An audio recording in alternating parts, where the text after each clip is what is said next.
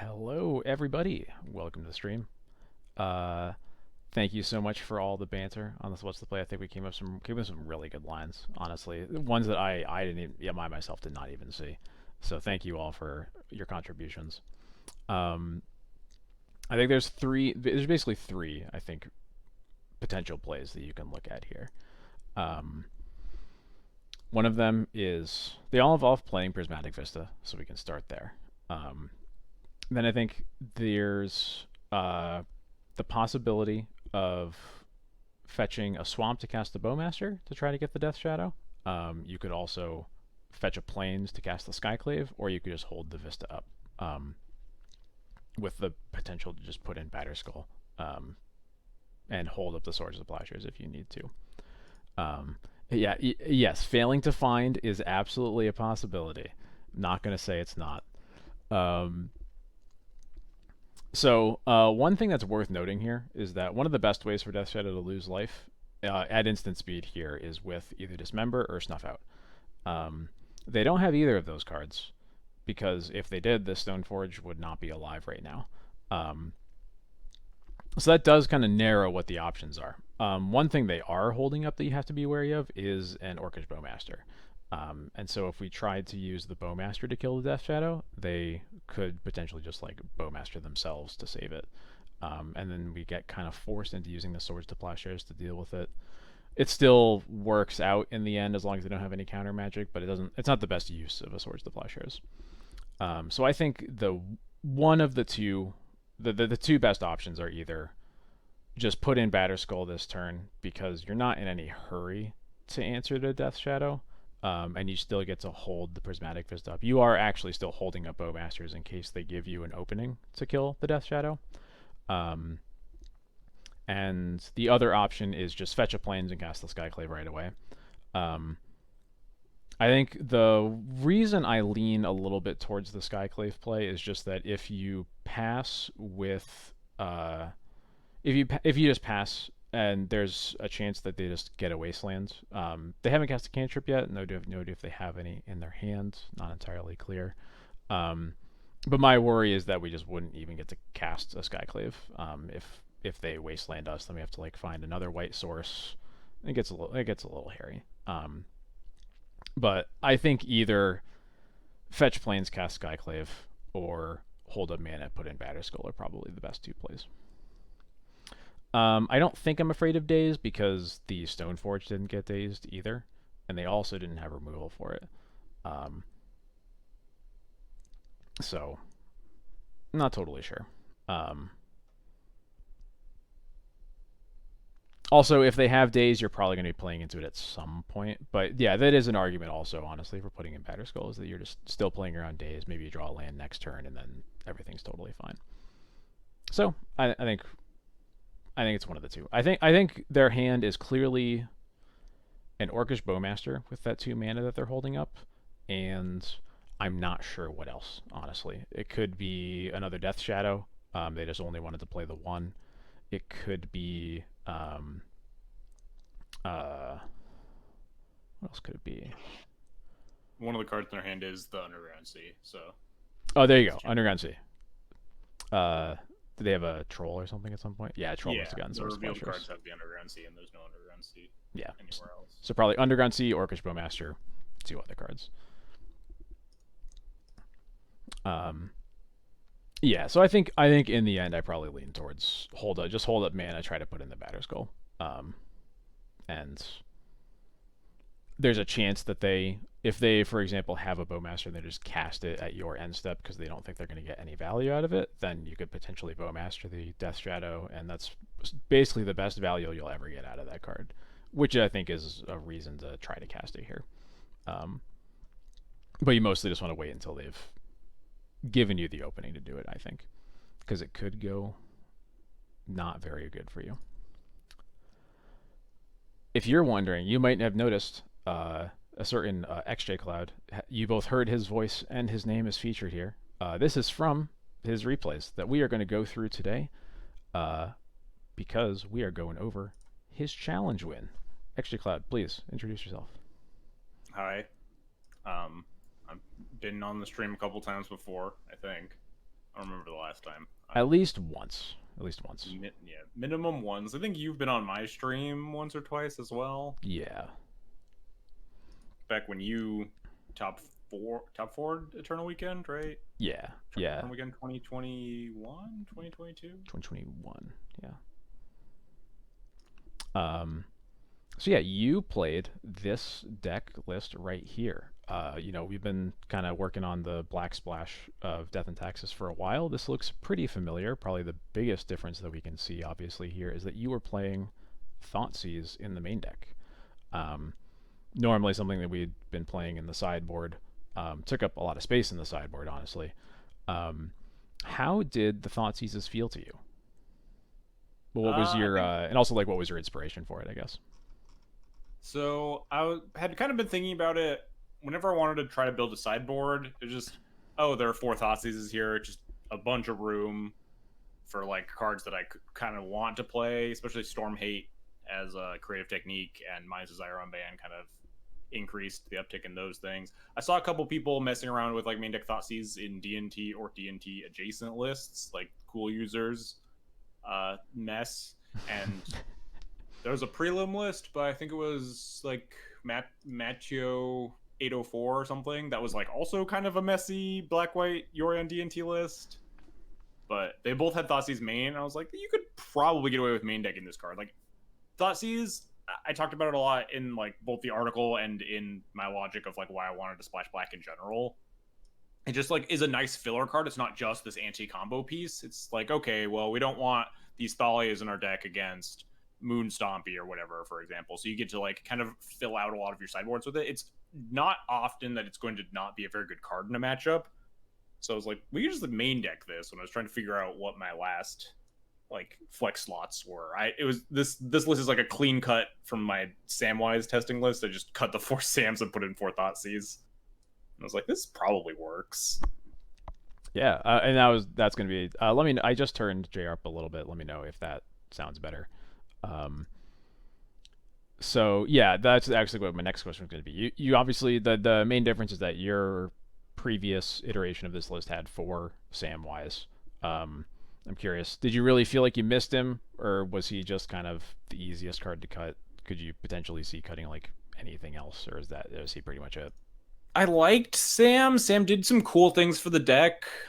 Hitting land drops is something that I always want to be doing with this deck, and Sam really helped with that. But I think ultimately my first analysis of Sam being like, okay, it's a good card in DNT, but it just does more things that DNT was good at doing and doesn't really help the problems that DNT has especially well. I kind of ended up around there with Sam. I like the card. I would like I wouldn't be sad to like be playing a couple of copies, but ultimately I think it is the most cuttable card. After this, I think the list is like, if you cross out the 4 Thoughtseize, I think this list is fairly rigid, and I'm not really sure what the next cuts would be. I know people have already been asking me, what would you cut for the Scarab Swarm and Paper? Like a Mom or a Wisp, but like the rest of the cards are just good. Yeah, I was literally going to ask, like, we really want to play Scarab Swarm. I also don't know what it would be. Maybe you go down to 3 Thoughtseizes. Maybe you trim a Mom. Yeah, I'm not sure. Yeah, you could certainly play less than 4 Thoughtseizes and then, like sideboard some of them. Yeah. Speaking of Thoughtseize, actually, I think the only change in your mana base, if I am looking at this right, is that you cut the 1 Rashadan port for another fetch. Yeah. Did you feel like that was enough? I kind of would have assumed that having like even more black cards, and particularly ones that you want to cast on turn 1, that you might need more than that. But I'm curious how it worked out for you. 18 is like kind of playing with fire. We'll see a couple of times that I very specifically just have a hand that cannot cast black cards at all, especially because Vile kind of lets you cheat on black sources when you're just playing stuff like Bowmaster or Opposition Agent or whatever, but your Aether Vial doesn't cast Thoughtseize very well. It's hard to get more black sources into this deck. I don't think this mana base is perfect, and I definitely think we could tweak it more, add more fetch lands maybe. I don't know if we even want like 4 scrublands, maybe like add more fetches, less scrublands, but I am so far from being a fetch land mana base math expert. I don't know like the proper range of like fetches and fetchables and all that nonsense, especially like without being a brainstorm deck to like shuffle stuff away. I don't claim to be an expert at this stuff at all, so it's mostly just kind of vibes, and I kind of want more black sources, but I'm not really sure how to put them in the deck. Yeah, I don't either. I'm with you. It looks about as good as I could do unless we start like cutting into the planes count for fetches, which Yeah, I doesn't think you sound great to me. probably have to cut the Aganjo at that point. Yeah. Aganjo is getting a little bit worse with like the rise of Shadow being the premier like Delver, the premier Days deck. Mm-hmm. It's like Shadow, like Aganjo isn't tagging a lot with when there are less DRCs. Like maybe you could cut it. Yeah, I could see that. You mentioned, or we talked about how taking the Thoughtseize out of the sideboard obviously opens up a lot of room. It's kind of funny now that you're still splashing black, but your sideboard almost completely looks like a mono white sideboard. The only outcast really here is Opposition Agent. That would normally be like a Containment Priest or something like that. Yeah, we just put all the good black cards in the main deck, so there's no room for the good black cards in the sideboard Yeah, anymore. right. How did it feel? Did it feel like it? Did you feel like you got a lot out of opening up the space? Yes and no. Yes, because I wanted to respect like the Delver decks a little bit more, so I got to play like 2 Battle of Bywater, 1 Council's Judgment and stuff. I was feeling like these splash lists were a little bit light on respecting Delver. I think the matchup was still fine, but you definitely like get got, and I wanted to like have a little bit better board ins there. The Deafening Silence of the Mindbreak Traps didn't really show up very importantly during the challenge, but I do think you probably just want to overload on hate even more. And just with main deck Thoughtseize plus main deck Thalia plus a bunch of like sideboard stuff, your combo matchups are like steadily getting better. So like hopefully that's good enough versus some of your worst matchups. Mm-hmm. Yeah, I think it makes sense. And obviously we the nature of our deck is we put like 4 to 5 cards in our sideboard to hate against a particular archetype. Sometimes it works out. Sometimes you just don't see it. You could like maybe just play more discard for combo if you wanted to like play cards that didn't suck, like Mindbreak Trap, Deafening Silence. Like you could go up to like start playing Duress and stuff like that. I don't know. I could see that. Yeah. This is sort of a multifaceted question here. Obviously, when we were playing Thoughtseize in the sideboard, we were bringing it in, as you mentioned, like in a bunch of different matchups, not just combo ones. But there certainly were plenty of matchups where we weren't actively trying to sideboard it in, which kind of makes me wonder, were there any matchups that you were expecting to board Thoughtseize out, or did you think that the math kind of worked out that you were just going to keep it in most of the time? I think I mentioned it like right at the very beginning. It's hard for Thoughtseize to be bad in a matchup. Mm-hmm. So like I'm kind of okay with leaving it in almost every single matchup. I think the only time I boarded it out during the challenge was on the draw versus lands. Mm-hmm. And just like, okay, against Delver, maybe it's not at its best, but like Delver is a matchup where you want to be trading 1 for 1 early still. So like, yes, Thoughtseize forces you to fetch your black, which can be awkward if you don't have like the Vista Marsh Flats, and it does like lose you 2 life, but it is also very cheap 1 for 1 trading that you want to do that sort of stuff against Delver to breach yourself into the mid and end game anyway. So like I can't think of a ton of matchups besides like specifically lands where it's like I just want to get these Thoughtseizes out of my deck. Yeah. I remember feeling like I remember when I was sideboarding against Delver a lot, I was thinking like, do I want the Thoughtseize? I don't know. I don't think it's worth like cutting a card for it. But like, I don't know. Sometimes you'll just like Thoughtseize a DRC. That DRC was going to deal you at least 3 damage anyway, right? Yeah, it's like not embarrassing to have it in your deck, and like it's fine, but like the value over replacement is pretty marginal. Mm-hmm. But if it's just in your main deck, there's nothing to replace it with, so it's just kind of still a fine role player. Often. That makes sense to me. All right, I think with all of that, we're going to actually head over into your games. I believe I have this right. Match 1, game 1, and we're going to start it off. Here we go. Are we going? Yeah, we're going. All right.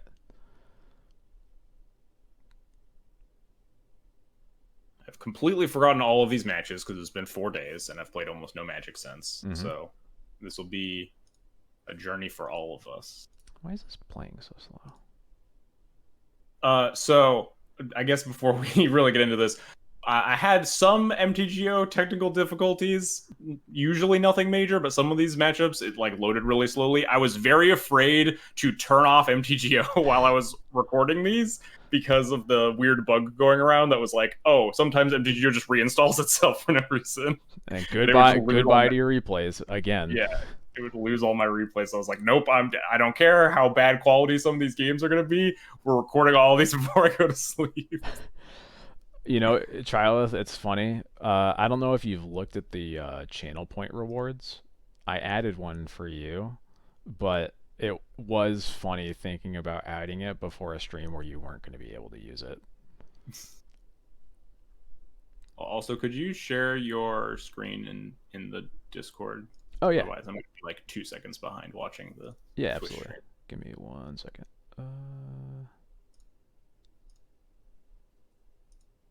I'll share that whole screen. There you go. Perfect. You got it? Yeah. Cool. All right. So, this looks like a pretty fine opener against basically anything. Are you on the play or the draw? I'm on the draw. You're on the draw. Okay. Their name. I lose a lot of die rolls in this challenge. Yeah, yeah. Oh, Badlands. Reanimator? Oh god, this has to be Reanimator. Instantly shitting my pants of like, Yeah. oh man, if only I was on the play with this turn 1 Thoughtseize, I could do something. Yeah. And then they discard Grave Roll. So everything's. Is that Hogak then? Yeah. Huh. Jund Gak. You don't see this one every day. No, you really do not. Okay. So you get the Thoughtseize them. Yeah, I also tried to be considerate in my recordings and pop out the revealed cards every time I Thoughtseize my opponent. I appreciate that. But I never X out the cards after. Just gives. Also, this like fully skips this Thoughtseize, but it was Putrid Imp and then the 3 revealed. Oh, Putrid Imp, Therapy, 2 lands. Yeah, okay. So they just have literally nothing. Yes, this is great. I just don't want to get Cabal Therapy naming Stoneforge Mystic. Right. But then they name Orcish Bowmaster, so it's fine. That seems like a weird card for them to name, but yeah, I definitely thought they would name Stoneforge Mystic because like that just makes a lot of sense. I guess because you can usually Cabal Therapy the hit after you cast Stoneforge Mystic. It's not like the worst thing to not name it, but I don't know. Yeah. I'll take those. Go get Lion Sash. Pray they don't draw a creature to therapy my Lion Sash. Go from there. Yep. Yeah, I know 1 million is way too much. I just wanted to start there. It'll go lower, but I wanted to make sure I put it there. They draw nothing. They flashback looting. Oh boy. They're dead. Pitch Dryad Arbor Bayou? Yeah, okay. This game's over. So they use the Bloodstained Mire, so we don't know. Okay, we don't know anything about their hands. Except now we might, but it doesn't matter. Yeah, I'm just gonna hold up Sash activation instead of Thoughtseizing them. Because they have a Gravecrawler that I might want to eat. Or therapies, depending if they do anything scary. And then they just pass the turn, so they're just fucking dead.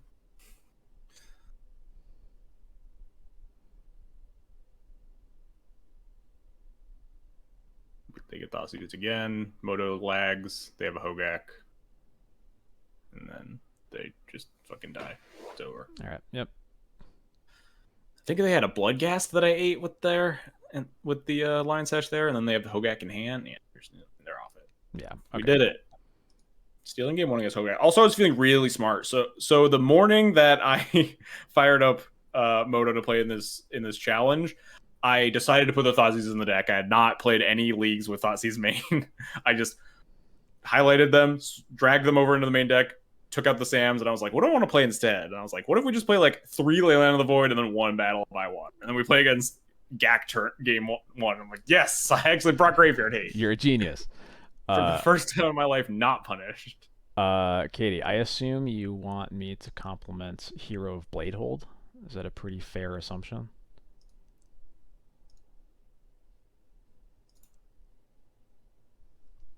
There was someone back when I streamed. There was someone in my chat that was a huge Hero Bladehold fan. All right, 1 second. All right, so I think the process is going to be I'm just going to bring up the whole card on Scryfall.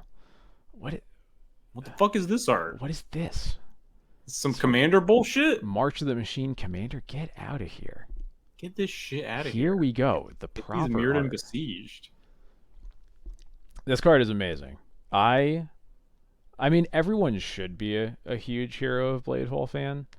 Battlecry is one of my favorite. No, I know the text by heart. Let's be real. I'm making sure that you know the text because you should.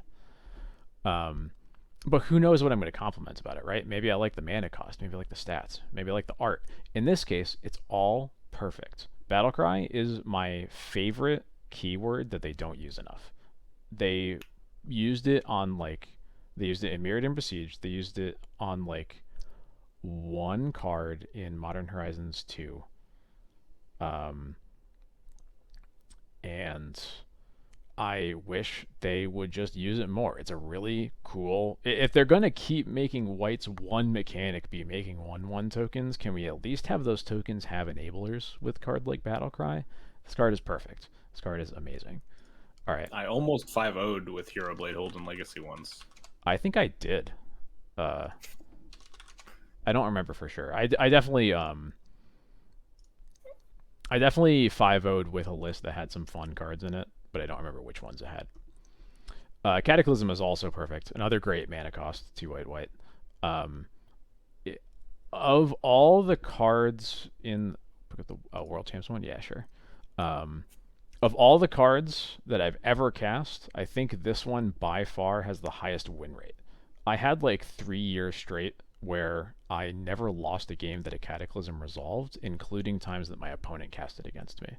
It is the card. This is the card I'm second most sad that it's not playable anymore. The first, obviously, being Mangaro. That's probably my top 2 as well. Yeah, those cards are just perfect. It does actually look pretty good in Gold Border, yeah. All right, I'm gonna put this away. We're gonna get back to these. Limit the redemptions of those for a bit so we can get through these. But we'll I'll open the floodgates later. I think you can set the redemptions to X per hour or something. I probably should do that. Yeah. All right, so game 2, we're on the draw again. We've got a lot of Stone Forges. Hand is praying my opponent does not cast Cabal there. Hard to pass up Stoneforge for Sash plus Surgical. Yeah. Vengefine, Bloodghast. Okay. Would you Surgical Bloodghast? I feel like I probably would. I'm leaning towards yes. Yeah. I'm not 100 on this. Looking at this specific board state, I'm not 100% sure. But it is the easiest card for them to get back, which makes me a little worried. My thought process was it's very likely that they're just going to Vengevine me the next turn. It's pretty easy for them to just have 2/1s here. And I have Stoneforge for probably Batter Skull to just kind of mitigate idiot beats, whereas Vengevine trades with the Batter Skull. Mm-hmm. Yeah, I think it also might depend if they get an Altar into play, because I think Bloodghast is certainly the scariest card with Altar. Yeah. But here, not much to do. Just play land pass.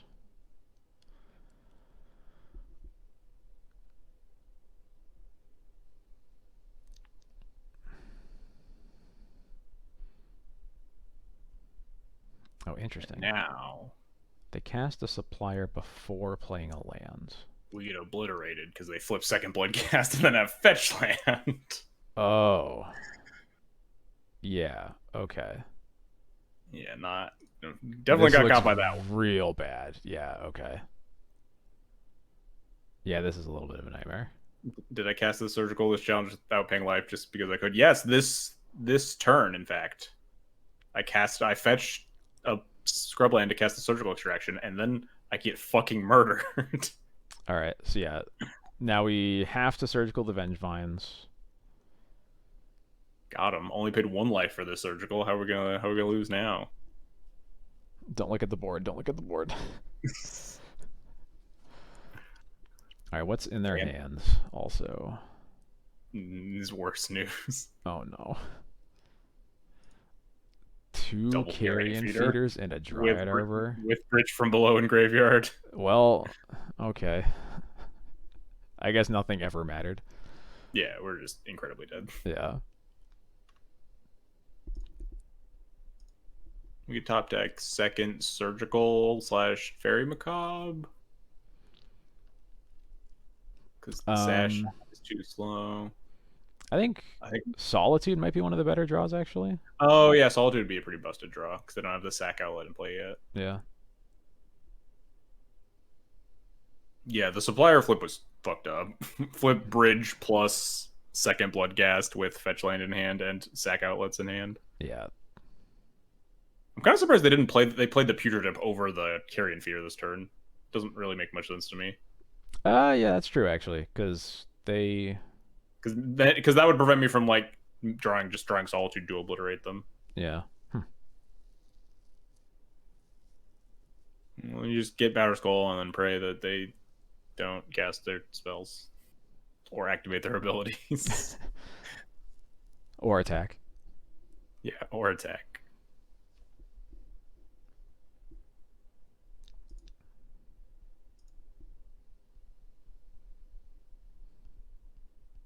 My opponent was taking some random game actions, but it also just absolutely did not matter. Yeah. I thought about blocking Bloodghast here to like try to trade for a bridge from below. It just didn't matter at all. Yeah. I think it's probably a little bit better. I think they just would end up sacking Gas anyway, and I would lose like one less life here. But we're dead.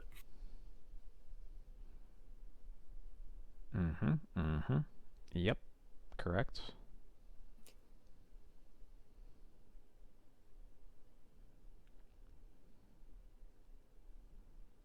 I think I play one more turn and think about.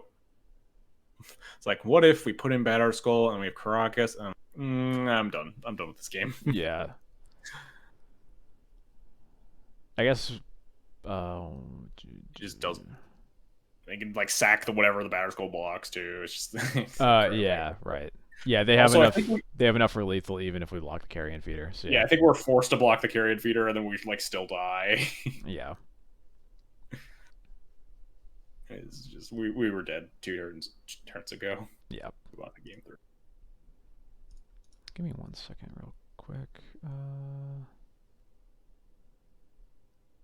Yeah, okay, we're good. I don't know why it's playing slower than it's supposed to, but I don't really know why. Some of that might be like the Moto playing, but I'm not actually sure. No, it's definitely my media player. I remember this happened actually when we were doing the Eternal Weekend stream forever ago.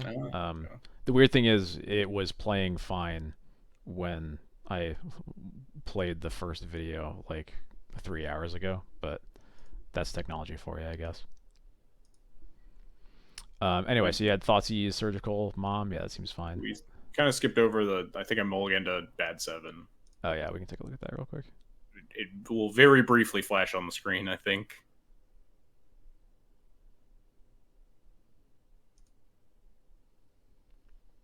There we go. Now I think we're playing at the right speed. Yeah. Okay. Yeah, it was like Solitude Recruiter, just like super slow, no hate. Yeah. All right. We just mulligan to a better 6. We have Thoughtseize, Surgical. So this is one of the few matchups. I got this question a lot too. Is like, what's your order of operation drops now? And it's usually Vial over Thoughtseize over Mom, I think. But against matchups where they can do scary things on turn 1, I think you just basically always want Thoughtseize, especially with the Surgical. So, what would you take here? This is a weird collection of cards. It's definitely tempting to take the Gravecrawler and Surgical the Gravecrawler, because then you get 2 cards. It is. The other way to look at it is that these Gravecrawlers don't really do anything until they have a sack outlet. Which, like the Carrion Feeder that we can take? Yeah, we can just get rid of the Carrion Feeder. It's weird because Carrion Feeder is like not actually one of the scarier cards on its own. So it feels weird to take it, but I think it just makes their hand kind of do nothing. And there's going to be enough spots where like Yeah, there's a chance. I think there's a chance that we lose this carrion feeder if they draw well and full. But I think the chance of us trying to these grave crawlers is really. Yeah, I agree with that. Especially because we could end up surgically in the grave crawler if we need to. If they like try to like draw altar and then try to like just mill themselves a bunch. Yeah, exactly. They put so many triggers on the stack. There's not really any point that a grave crawler in the graveyard is ever safe from a surgical. Cast the mom here because why not? Yeah. I would have just wastelanded Viled, but then they fetched basic. Also, so, we get to so dumb of them. We get to get him here. Oh, this is amazing. So you just block the grave crawler, surgical them. That's so good. Block surgical at damage. Oh, and they have I was not push. expecting them to attack, but yeah. And then it's just fatal push and lands. Yeah, they have stone nothing. Also, notably, boy. they're only like hate. I think they have 2 fatal push, 1 assassin's trophy, 2 force of vigors. Mm-hmm. This will come up like 7 turns. But yeah, they're just on nothing. We're also on nothing, notably, but we have a Aether Vial and like a lot better draws than they do. Yeah, right. Our top decks are way better than theirs are. They're gonna draw like a Cabal Therapy. Also, we could potentially wasteland the Arbor here, which makes their hand even worse. But yeah, I think getting Orion's probably fine. Yes. So notably, I think when I saw their deck, I think they boarded it. Is bizarre, but which is what the only reason I added Yorion in my hand here. I think I would have just waited 5 if player on Cabal Therapy. You were cutting out a little bit there. Did you say they boarded out Therapy? Yes. Weird. They had no therapies in their deck. That seems very weird. Yes. I think they had like maybe 2 Thoughtseizes or something, but just I wanted to be mana efficient, try to draw 3 drops. Yeah, that makes sense. Try Arbor later. Yeah, you're definitely not in any hurry to do it, so I get that. We keep drawing lands. I start sweating. Yep, as you do. We need to draw something. We got a lot of stuff in the deck, but we need to find it. Yeah. Nice thing is that this Yorion is immune to their fatal push. So yes. If we can get this thing into play, it is unkillable. Yep. And then they play Alter Dimension. I start shitting my pants again. Mm-hmm.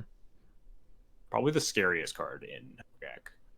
It seems so innocuous until you like watch them go off, and then you realize, wait, that card is not okay. We can draw more blanks. Okay, even worse than a land. Got it. Yeah, I agree. Boarding out Therapy seems really weird against a deck with Recruiter and Stoneforge and Yorion. I definitely think they need to keep those in. I thought they were going to Force of Vigor me here, but then they cast Vengeful. Yeah, that's fine. It's kind of scary. It does. I do stop fetching here specifically because it's the difference between 9 and 8 against a 4/3. Yep. Like pretty marginal. I think it's probably wrong given that like this Yorion guarantee comes in next turn before I'm dead to it. But I was like kind of aggressively trying to fetch to thin, just to like actually draw something reasonable, and then we draw Stoneforge Mystic, which is very good. That's a good one. You get Sash. Notably, they do get Skull. Sash. Okay. Notably, they do have the Fatal Push in hand, so we got. But conveniently, the vials go to 5 and 2 in the same turn, so we can just protect the Sash with the Yorion. Yeah, there you go. That makes sense. Anyway, I grabbed the Sash because I'm terrified of this Altar of Dementia, so I want graveyard interaction. Yeah. And I don't think I'm going to die to this 4/3 because we have the potential to block it with Yorion next turn. Anyway. Yeah, that makes sense to me.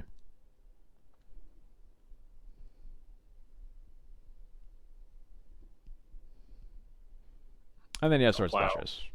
That was good. We were never in danger. I'm supposed to attack there. It's free, but I'm scared of something. I don't know what. I get it. It's pretty good 3 for them to mill, actually. And then I start initiating on their second main, expecting them to like pull the trigger on this Fatal Push or something. Mm-hmm. Which is like maybe dangerous because I don't really care if I flicker out my own Sash because it'll just on my own end step and then keep doing shit to them. Yeah, and then I pass the end step because I realize I shouldn't be doing this in their second main. Yeah, I got you. I'm a little surprised they didn't sack the supplier to the altar in response to that when they have a bridge in play, or when they have a bridge in their yard, but I don't know. Yeah, I was also a little bit surprised, but It seems weird just letting the sash come into play when you know that's what's coming into play. yeah. And then we draw Skyclave. Everything's great. We're never afraid of anything. We get to Skyclave this altar. They continue to not sack the supplier. That seems weird. I They guess equip here to. maybe They have Gak in hand that they're that's what trying to I'm get thinking. to. Yeah. But like then they would have they could have still sacked to the bridge turn. Yeah, I think they still should have sacked to the bridge. I think not sacking to the altar makes at least a little more sense. Or sack when the bridge is in play, I should say. Yeah. I equip there because I want to protect the sash from the Fatal Push that we still know about is in their hand. Yep, that makes sense. So now we're just very happy here. It's getting big. Getting murdered. It's getting very big. I just leave this Dorian in my hand forever to protect the sash from anything because I think that we're just going to kill them if we get to keep this sash around. Yep, that makes sense to me. Draw another Aether Vial. Classic. I swear they either come in 0s or 3s for me lately. I think I end up with like a bunch of Aether Vials. I played a fair number of these games as well. Yeah. We're still sitting here awkwardly. I think I maybe should have like pulled the trigger on this Yorion at some point. They mill pretty well here. Oh, they hit a Hogak here. Okay. Yeah, so they get Gak, which is like kind of fine because we can just make the sash bigger than the Gak is. Yeah, I was just thinking that. I think I maybe this was wrong on this turn as well. Maybe not. But I attack and force the issue on the Fatal Push. Mm-hmm. Okay. And then, because this is obviously lethal, they push this thing, and then this is when we pull. I activate the wrong file on accident.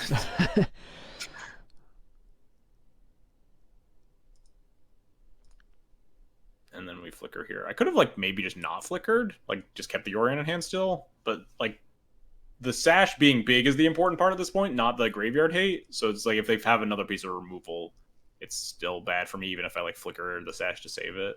Yeah. No, I think I'm with that. I think the only question honestly is whether I even bother flickering the Skyclave. Giving them I wanted to kill the supplier in case they find like altar or something. Yeah. That makes sense. The 2/2 is not going to do anything when you have a potential 11/11 on this board. Oh right, yeah. Stoneforge just came in. Yeah. Stoneforge came back. I think I'm supposed to grab Cauldron there. Very minor, but so they're down both their Fatal Pushes and they mill trophy. The only outs in their deck are 2 Force of Vigors, but if they draw Force of Vigor on this specific turn and attack with the Hogak, it's like actually really, really bad for me. And I think I need Cauldron in my hand in case that happens. Okay. Yeah, I see that.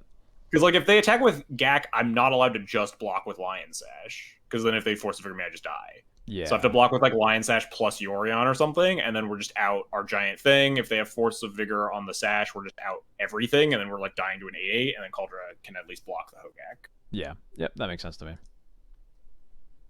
So minor, but play tight, win more.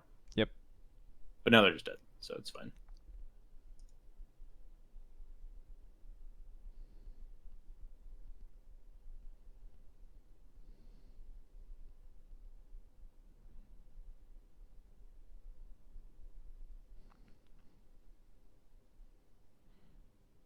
Yep, cool. All right.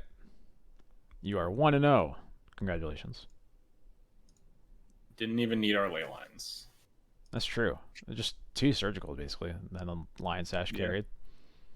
Yeah, Lion Sash, good card. Not exactly the Rip Bear we were hoping for, but man. We lose to die roll again.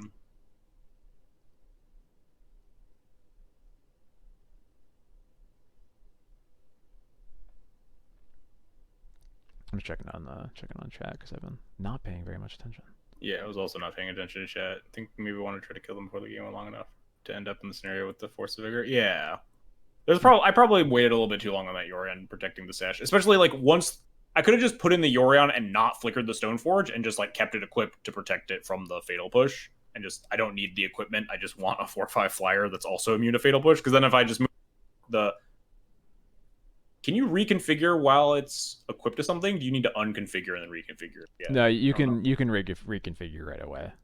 Okay, so I could have just like put in the Yorion and then moved the Yorion attack, and then that's immune to Fatal Push and just kills them. Yep. Yeah, that would have been smarter. This hand looks fine. Nothing to say much about it. Oh, all right. We're getting griefed. Pitching Exhume. Pitching scary, Exhume. tiring, So getting scammed. Getting scammed, but specifically scammed by a Reanimator. Yes. And we have 5 lands Thalia.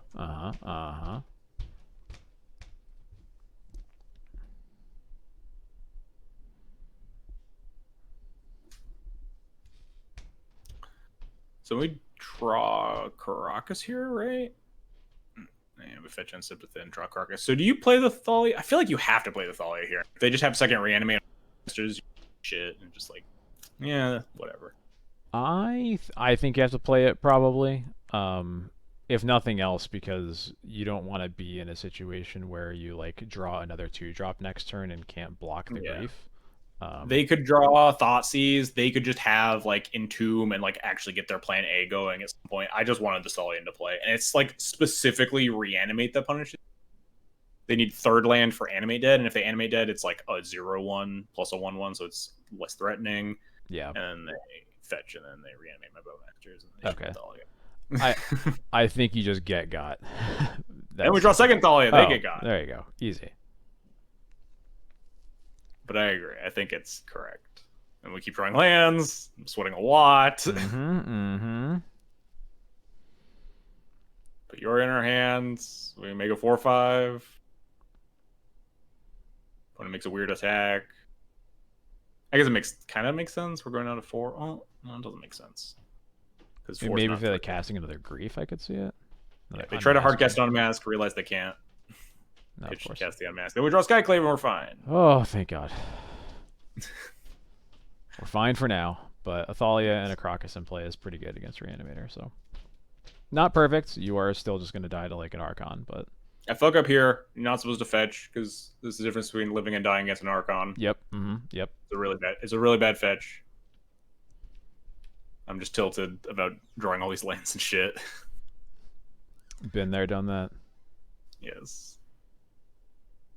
Yeah, Flicker. I was begging for a Flickerous draw. Also, I guess there's an argument for Skyclaving my Bowmaster instead of their Grief, which was better. I ended up Skyclaving the Grief just because it was more annoying. But like we could have Skyclaved our own Bowmaster. If they attack with the Grief, we can double block, and then if they like end up killing the Skyclave, we get our own 2/2. I think the Grief's just a better hit because our Skyclave's probably not dying unless we're dying.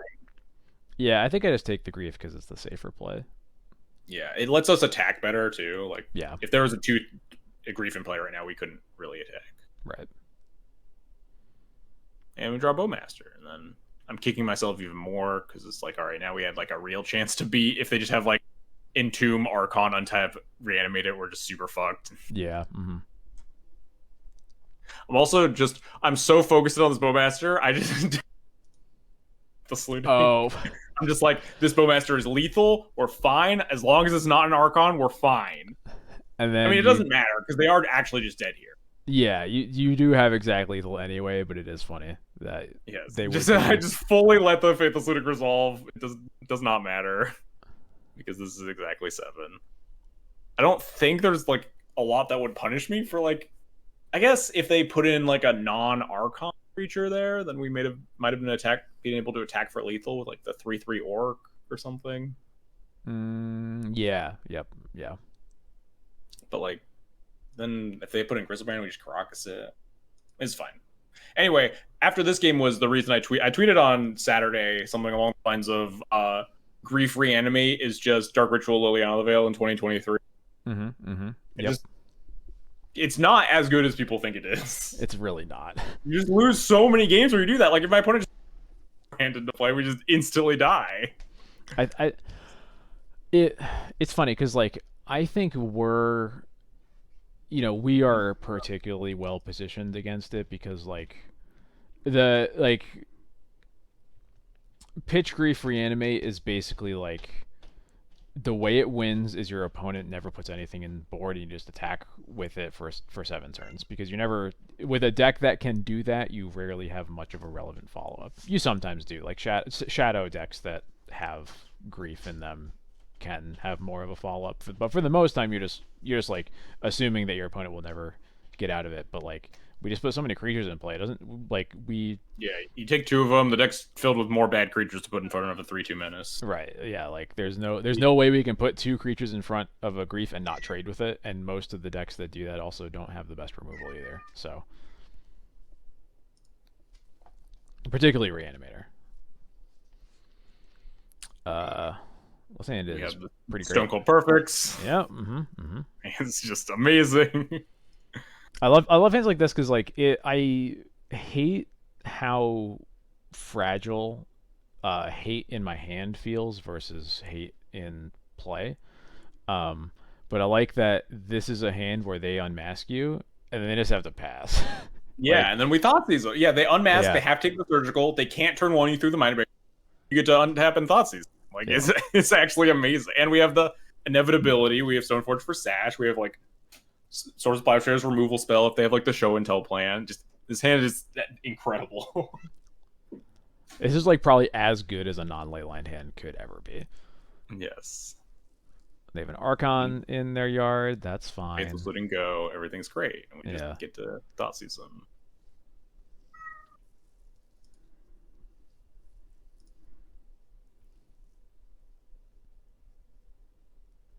You got it, Magic Online. Oh yeah, Magic Online starts to crash here. But it doesn't. Eventually. There really struggles. There we go. Get our swamp. Thoughtseize him. Cat, get down from there. And their hand just sucks. Their hand just dies. Yeah. Wasn't really sure what I wanted to take here, honestly. I thought about it for a little bit. I am inclined to just take Show and Tell because with they can always reanimate the Archon next turn, or we can't stop that from happening. Yeah, you can't stop it from happening. Archon is like honestly the scariest card for them to reanimate anyway because it's the only one you like have to spend a card on. I guess you don't have a Crocus anyway, so like it's not like Grizzled Rain wouldn't be scary. I also really thought about letting the Archon after. It's like that's maybe a little too greedy. I don't know about that one. Show Intel, yeah, I also get it. Yeah, I would just take the Show and Tell here. Both their reanimate spells are going to be dead anyway. The other two cards are lands. Like they're super dead. Yes. Knock on wood. There's technically 2.5 more minutes in this replay. But maybe that's just them like praying that they draw for things that they don't ever get to draw.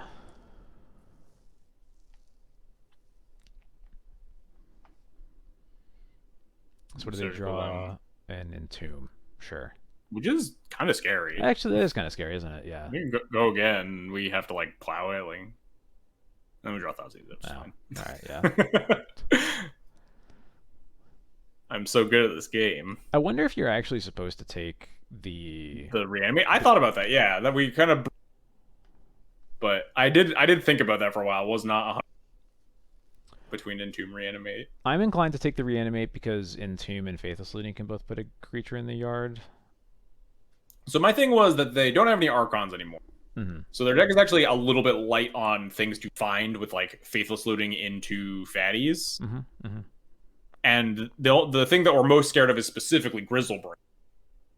Because that's the worst one to like Swords of Plowshares. If they have anything else, we can kind of get by with Swords of Plowshares. So I ended up taking the Entomb. If they Faithless Looting into like another reanimation spell, then they can just Entomb specifically find the brand rather than Faithless Looting trying to dig for specifically Grizzlebrand. Okay, yeah, I see that. You've convinced me. Yep, I like taking the Entomb then. You pitch Ritual, Scrublands. So what's left in it's the Reanimate that's in their hand still? Yeah, Reanimate and something else. Really want to draw a white source at some point.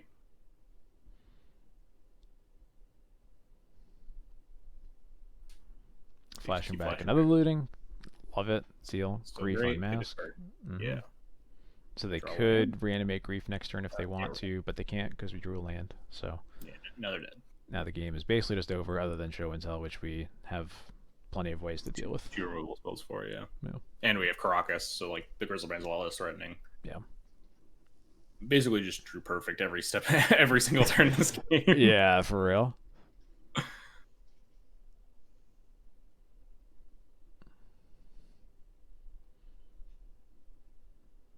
Yeah, it's funny, like how much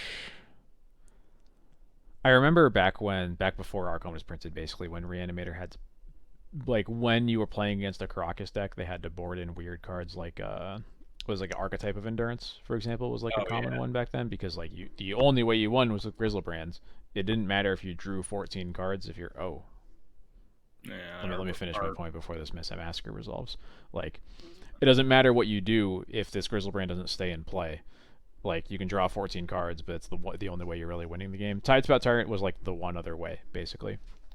yeah. Um, but yeah, it's funny how like Grizzlebrand got so much scarier specifically because they can also reanimate an Archon. But once Archons aren't in the game anymore, it's back to playing against Reanimator in like 2017. Yeah. Anyway, this massacre is not threatening at all because our sash is a 3/3, so Yep. everything's fine. They killed my 2 Stoneforges. My Cauldron's dead forever now, but in whatever.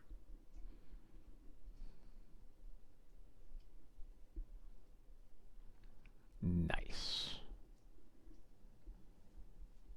I think right here, minor fuck up. I think I'm supposed to eat one thing to put them to 10 because it sets up lethal next turn, but it doesn't really matter. There's like no way they're getting out of this. Because if they were at 10 here and the thing's a 5/5, we eat up to a 7 and then we untap and then Oh, sure. Yeah, got it. this way is not lethal unless we draw another white source, but it really doesn't matter. It's exceptionally marginal. Yeah.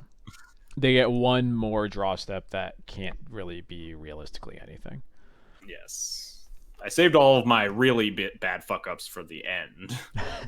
As we all do. Yes. All right, so we're 2-0. Going We're into 0-3 in die rolls. 0-3 in die rolls. I've forgotten what this matchup is. This hand's on the draw. If I keep this hand, it's probably because I looked up what my opponent was what my opponent was likely playing. But Okay. I don't remember. I think I keep this hand. You Yeah, do double keep vial is always more tempting than.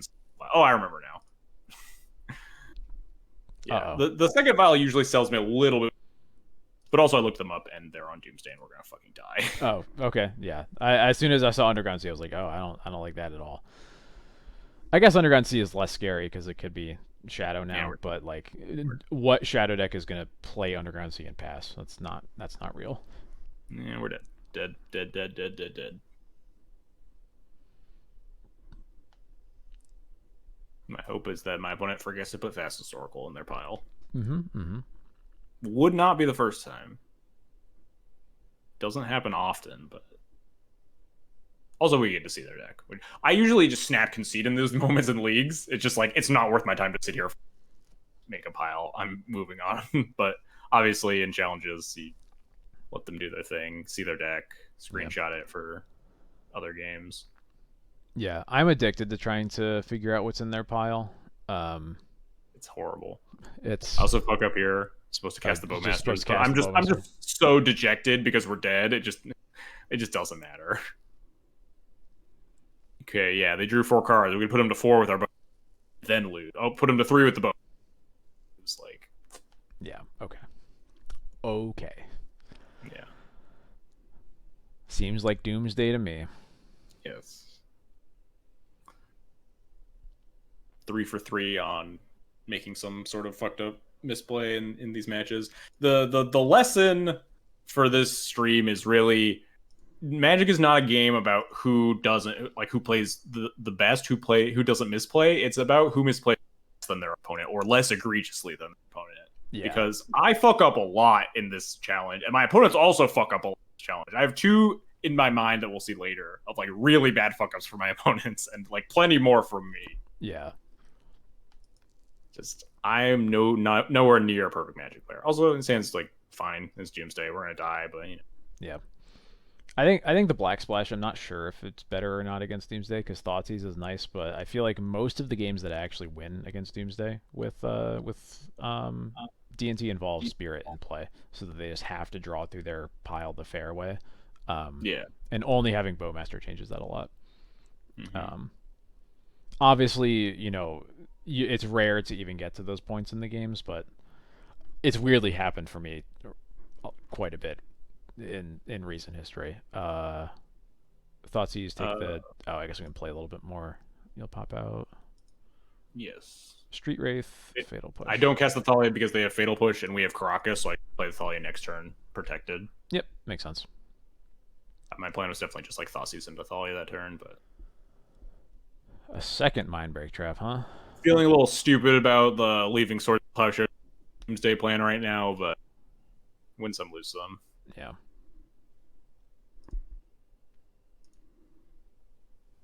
least you get to Cauldron Rhythm here. Yes. Well, they're probably going to Fatal Push my Stoneforge Mystic, but we can at least get a Fatal Push out of their hand. Yeah, that's true.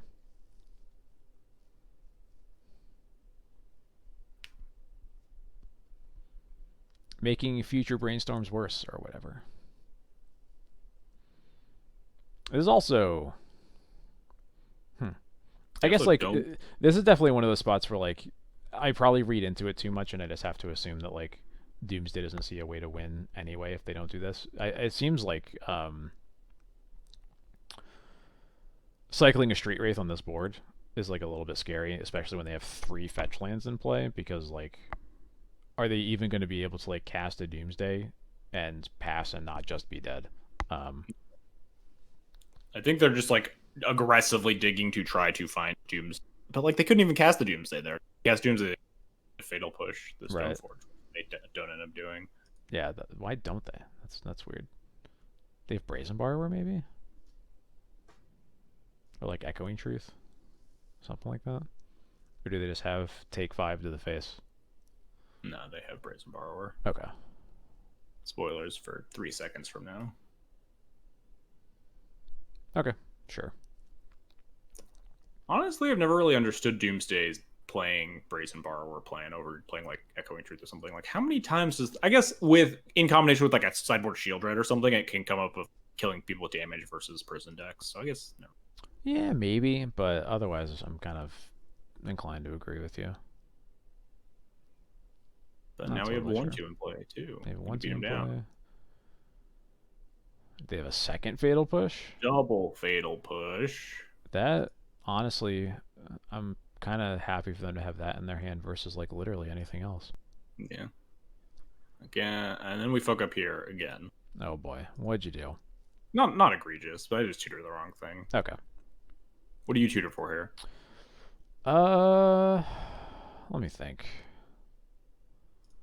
Let me get your let's see if I can pause on your deck. Look at my pause it and look at the deck, yeah. Let's see if I can get there. There we go. Okay. I would get Opposition Agent because they can no longer cast the Doomsday once they pass the turn to us. That's what I ended up doing.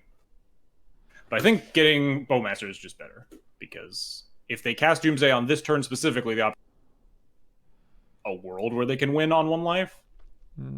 Oh, sure. If we just have Bowmaster in hand, attack them, and they cast Doomsday there, attack them, and die to the Bowmaster. Yeah. And, okay. So Bowmaster Opposition Agent similarly kill them if they don't have Doomsday that turn, but like Bowmaster's better if they slam Doomsday. But it doesn't matter. They cast a Grief for one. Yeah. Okay. Cool. All right. 1 second. We win a game versus Doomsday. Win a game versus Doomsday.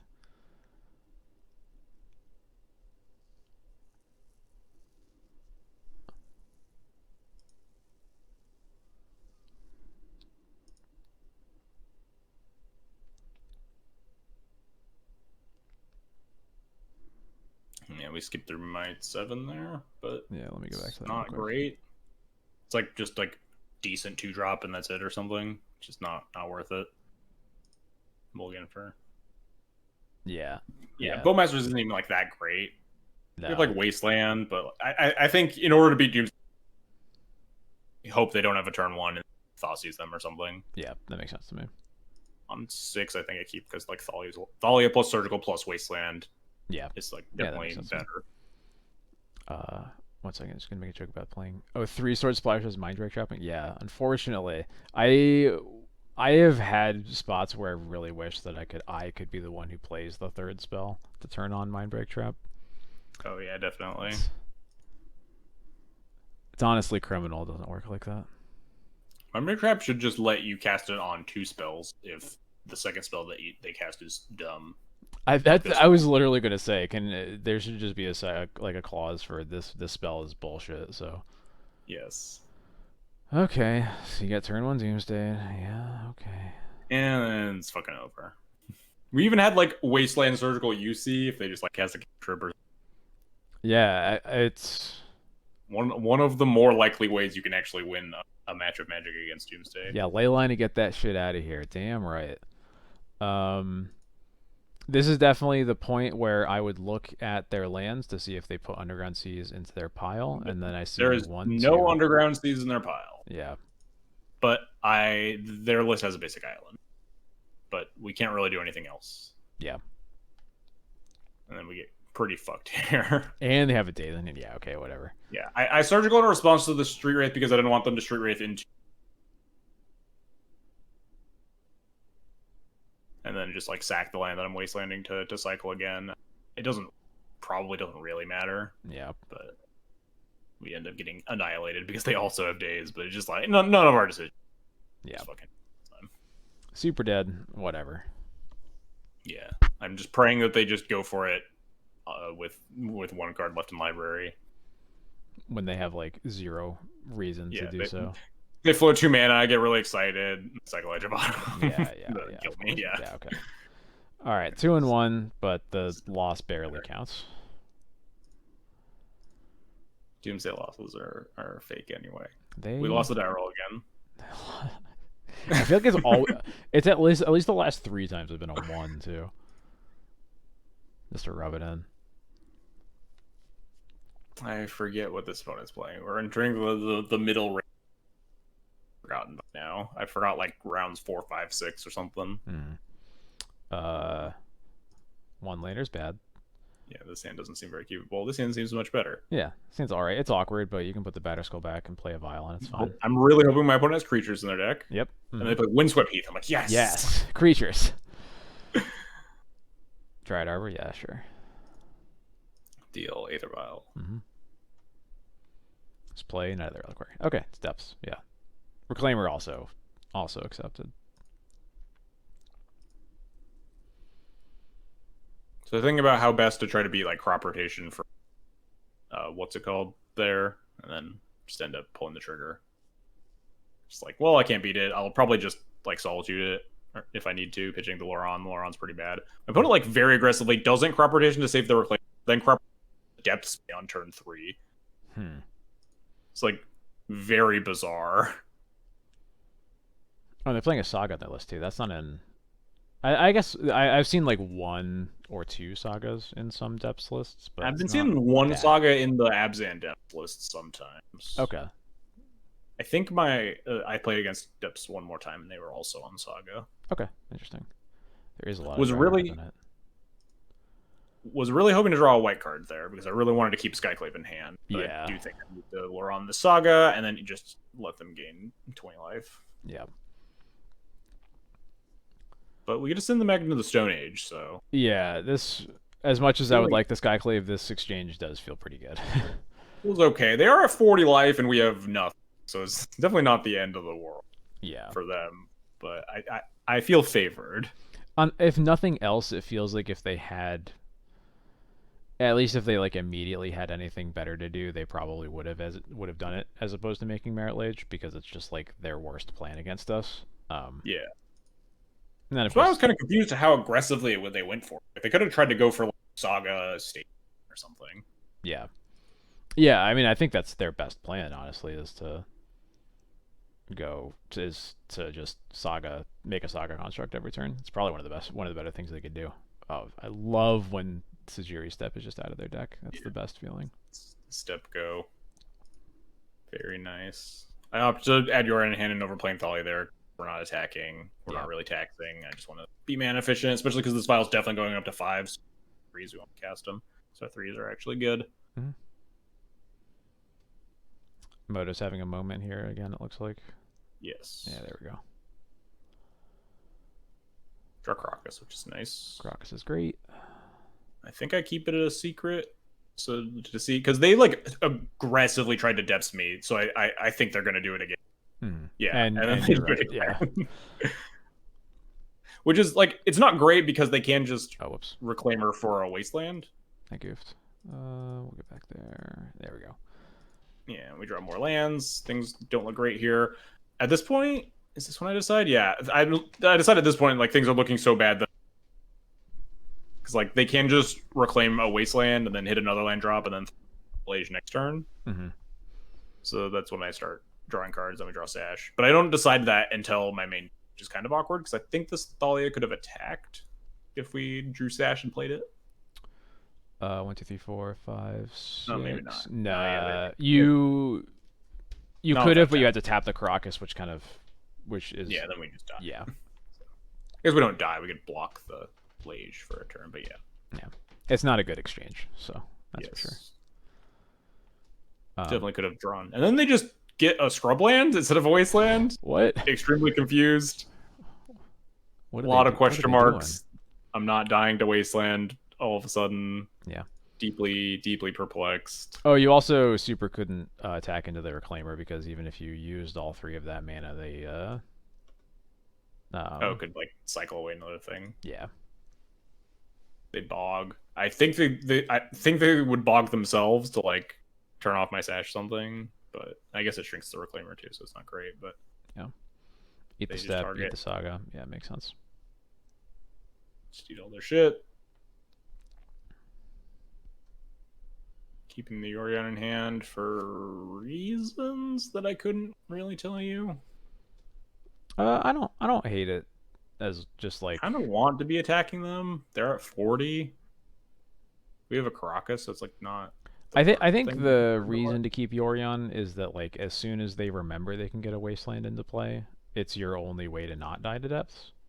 That's fair.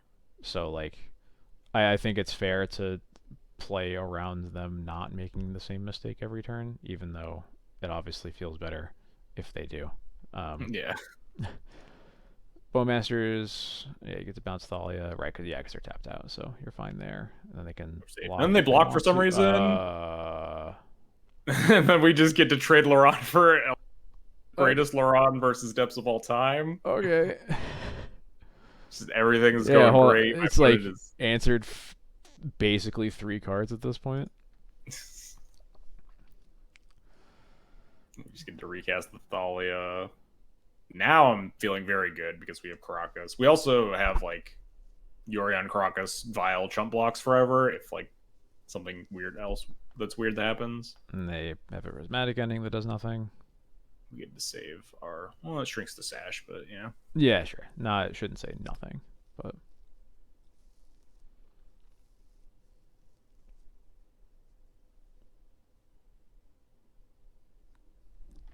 Our recruiter, everything's great. Yeah, this is looking What nice. do I recruit her for here?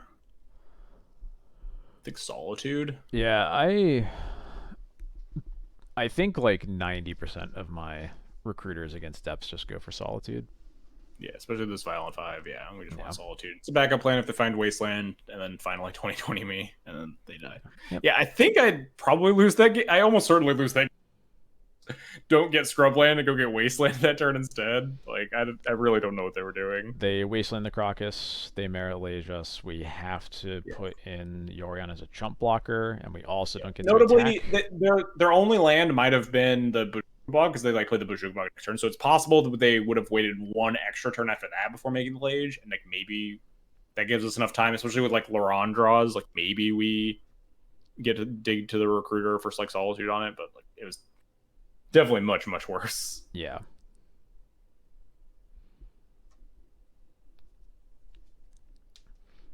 Have you never lost it from the depth side, Adam, or from the Taxes side? I assume the depth side. Yeah. This matchup is really close. It's one of my favorites to play.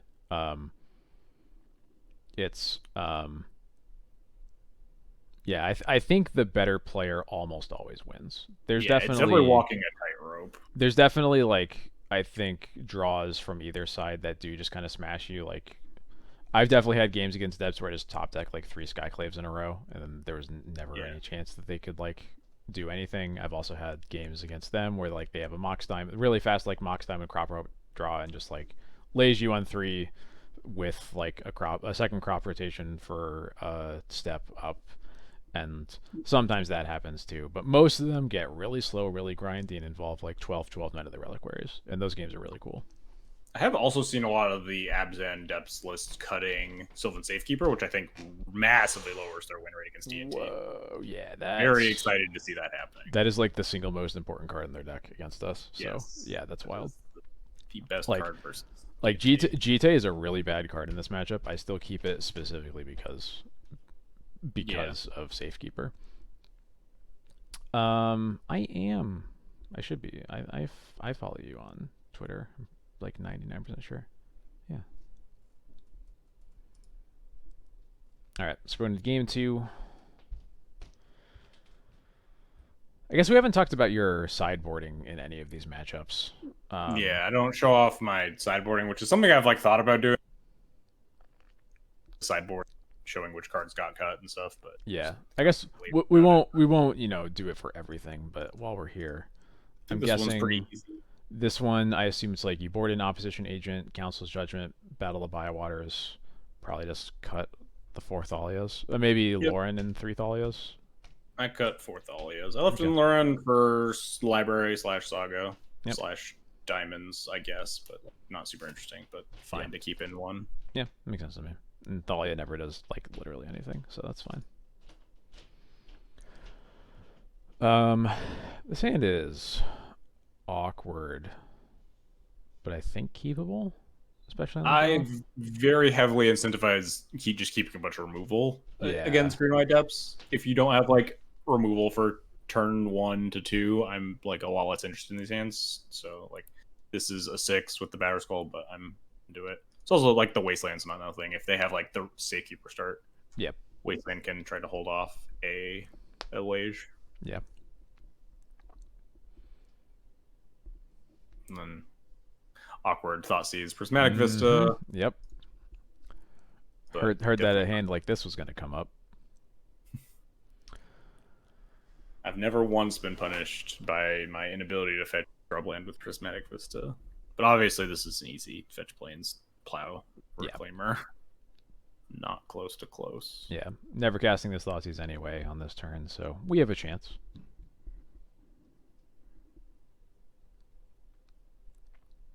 Diamond pitch step. Knight? Sure. Okay. It's fine. Still have answers for that. We draw another land, which is nice. I wish I had fetched a swamp. I assume you're solituding, probably pitching Wisp here on the night? Yeah, probably. And then probably playing Wasteland.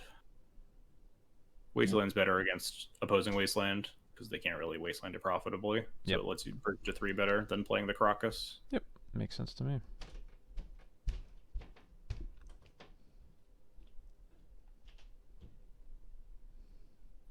Probably Moto struggles here. Yeah. They're becoming invisible to me at this point. It's just just a normal part of watching a replay. It gets better after it gets worse. It gets really bad. Just like some severe lag for some reason, and then it slowly starts to get better again. Hey, Static, how's it going? So what's this recruiter getting? Depends on what they do, obviously, but probably Skyclave. Yeah, that's. I just always want to have a removal spell versus depths. Yeah, I think if you had a white card, I might still get Solitude, but cool. It's not getting yeah, never mind. I think I'm very likely to get Skyclave there, though. I think about wastelanding this Bayou after they miss their land drop here, but I think my land drops are more important than theirs, especially with Solitude and Batterskull in my hand. Yeah, I agree. I assume you just buy Yorion here.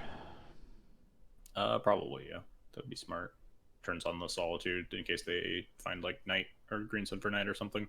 Yep. If Moto lets me take a game action. No. Never. This Thoughtseize is looking real good. Mana base is perfect. It's beautiful. Would love to Thoughtseize my opponent. No notes.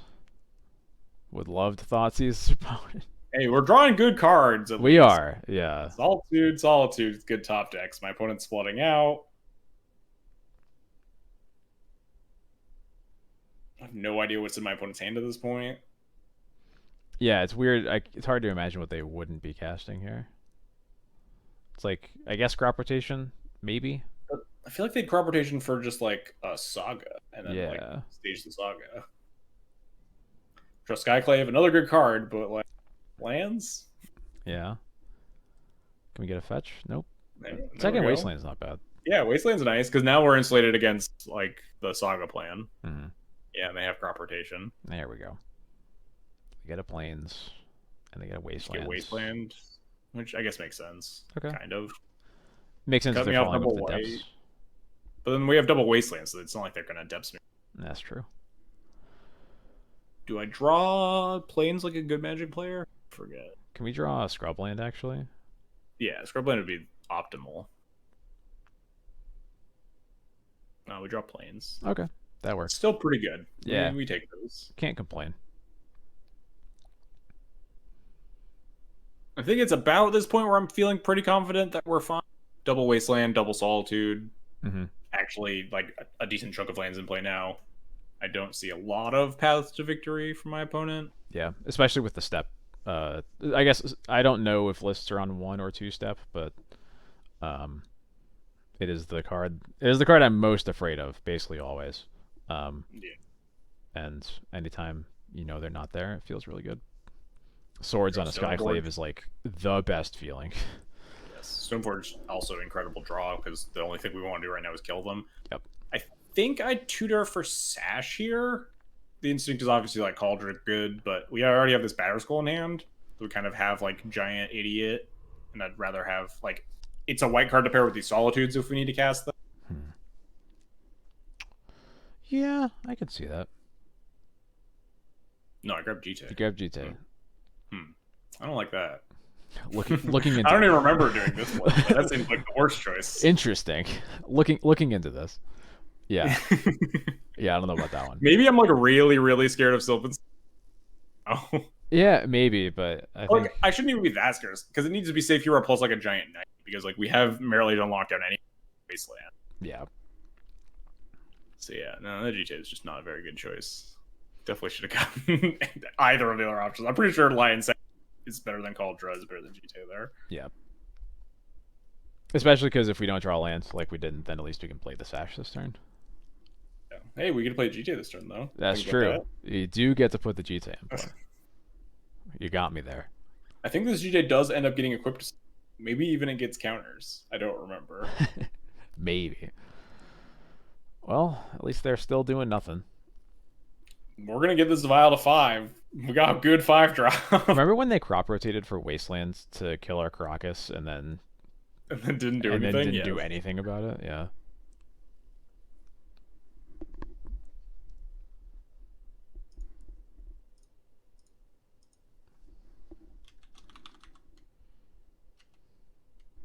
One day we'll draw something.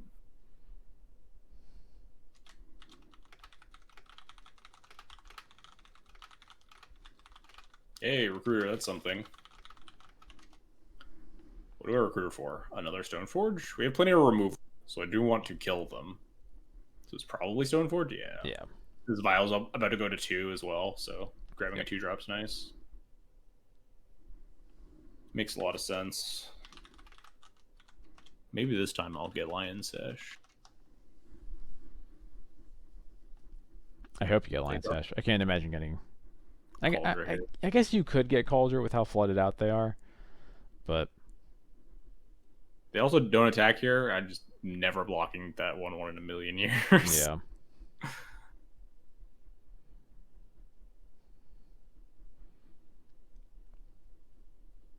Draw third Wasteland. Third Wasteland. Third Wasteland's good. Yeah.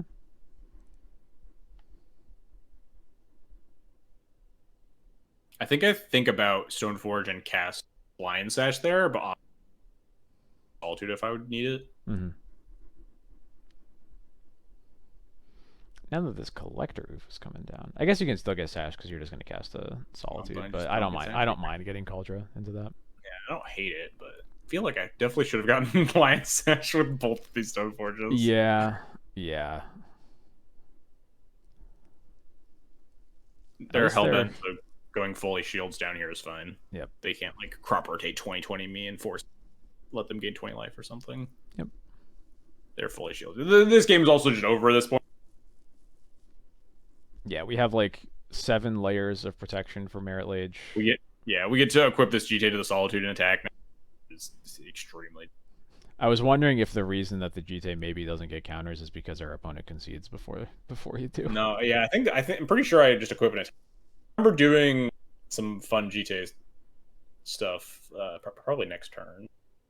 We draw another recruiter. Just like it's so over. Chef's kiss. They are unbelievably. As soon as Moto lets me, this Thoughtseize from turn 1. That Thoughtseize and Batterskull. I think the first 3 cards have been in our hand this and all 12 turns of this game. Yes. Oh, you can see me turn down my music that I was listening to while I was doing this. I was waiting for that to come up. I don't remember which game it came up in. My Monster Hunter Raging Brachydios soundtrack. Shout out to Raging Brachydios, the best monster in Iceborne. I am not a Monster Hunter player, unfortunately, so. We get GTA counters, we have a recruiter, everything. What does this recruiter even get? Just another Solitude, probably. Yeah, just get maybe it gets another 3 to Violin on upkeep. Maybe like Flicker Wisp. I could see that, actually. Yeah, I don't hate that. And step Violin Recruiter untap. This would be a great spot to get a Canoptic Scarab Sword. But right. Not allowed to. Also, doesn't fucking matter at all. They're so dead. Mazavith. Oh, yeah, no. sure. We have 3 Wastelands. Yeah. Copy it with your stage, I dare you.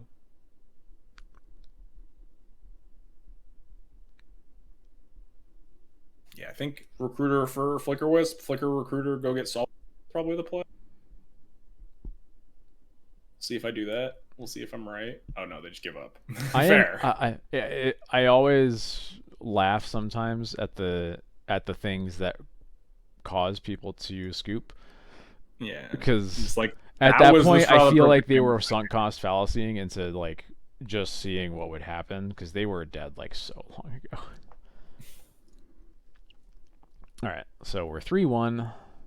Match 5. You win a die roll. Win a die roll. You win a die roll. Coincidentally, this is the most unpleasant match of Magic. I hated this. Oh no. Okay. What happens? Okay. This is like pretty fine, right? Passable. My opponent's basic island. Sure, whatever. Play we'll see. We'll see as this progresses just how fucking nonsense this is. Okay. We're playing against fucking basic plains, basic island control. Perfect matchup. Everything's fine. We don't draw a 3rd land. Most things are fine. Get Grab the sash there because we have Batterskull. We want to help. We want them to like not kill our Stoneforge. I look like kind of a fool when they play Narset. I'm like, wow, I really wish I had a haste thing. Yeah, Narset. Myself, this guy played this thing. They get a prismatic ending, but you keep them off another card. Yes. They cycle Lorien revealed, play another land. We draw Cauldra! Whoa! I opted to not Cauldra them because we know that they have the bait removal with the Batterskull, and then we just get to Cauldra instead. Okay, yeah. I like that. They have another Narset, okay. That one gets a Brainstorm, sure. Brainstorm. They put Lorien revealed on top. Lorien revealed. Okay. Pending my Stoneforge, so I put in the Cauldra here. Yep. So I can attack the Narset down. We still don't have a 3rd land that has stayed in play. Still don't have a 3rd land that has stayed in play. I hate these matchups against blue-white. Like, these games against blue-white control truly drive me up a wall. Just like, your hand is unbeatable, but your deck just decides you don't get to cast it. Yes. They find 4th Aerolingos off this. Okay. We're so fucking dead. They have 900 lands. If they just, I'm thinking like this turn we could maybe beat. The Thalia taxes it and then blocks things, and then they Supreme Verdict me. Okay. Things are still bad. They didn't play a land though, at least, so like they still can't cast. They don't have a red source. Yeah. So, like, there's a world. This turn we're super. If you go like red source, fourth we're fucked. And then they go. They're casting a Shark Typhoon. Okay. But if we do the math here, we are one permanent in a graveyard away from killing. Do you draw the Caracas? Yes, you draw the next Caracas. Yes. Legend rule OP. Oh man. Eat every permanent in the graveyard. Legend rule Caracas for the permanent to attack them for 13. I was gonna get so mad if anything other than that happened. It's okay. We can get mad at this game too. Oh boy, all right. This whole match was a nightmare. Okay. Not even just that game. This match has a recurring theme. Okay. All right. I already see it happening. You can guess what that theme is based on the number of lands. Is going to be stuck on 2 lands for 17 turns. And you will never not be in the game, but you will never have the resources to take it over. Been there, done that. Okay, we do have 3 lands this time, but they're probably gonna, like, okay, Cycle Timeless Dragon, interesting. Why do I love doubles and openers so much? It makes them better. I learned that from, I don't know, poker? Some card game. I'm sure playing card games you want doubles in your hand, right? Stoneforge gets fucking bounced. I tried to sash to eat this Timeless Dragon and be a little bit more mana efficient than just recasting so. Yeah, but for a second I was wondering why they forced the Timeless Dragon, but actually, I forgot that they cycled or forced the Lion Sash, and then I remember they had the Timeless Dragon in their yard, so that makes more sense. It was also like the only card we could realistically cast that wouldn't have made us have to just go to discard. Yep. We just okay, Wisp. Yeah, that makes sense. He's gonna dress down. They're gonna instant speed Ponder into dress down, probably. No, okay, cool. They pending it? Yeah. Oh, sure. Okay. And then we can just kill it the very next turn. Yeah, that's fine. So they're likely to plus it again. We can Skyclave that one. They have another Narset. Can he stop playing these 3-drop Planeswalkers? My opponent cast like 8 Narsets this match. Yeah. So I have no idea what they were doing with their deck. Just fucking all basics, blue-white.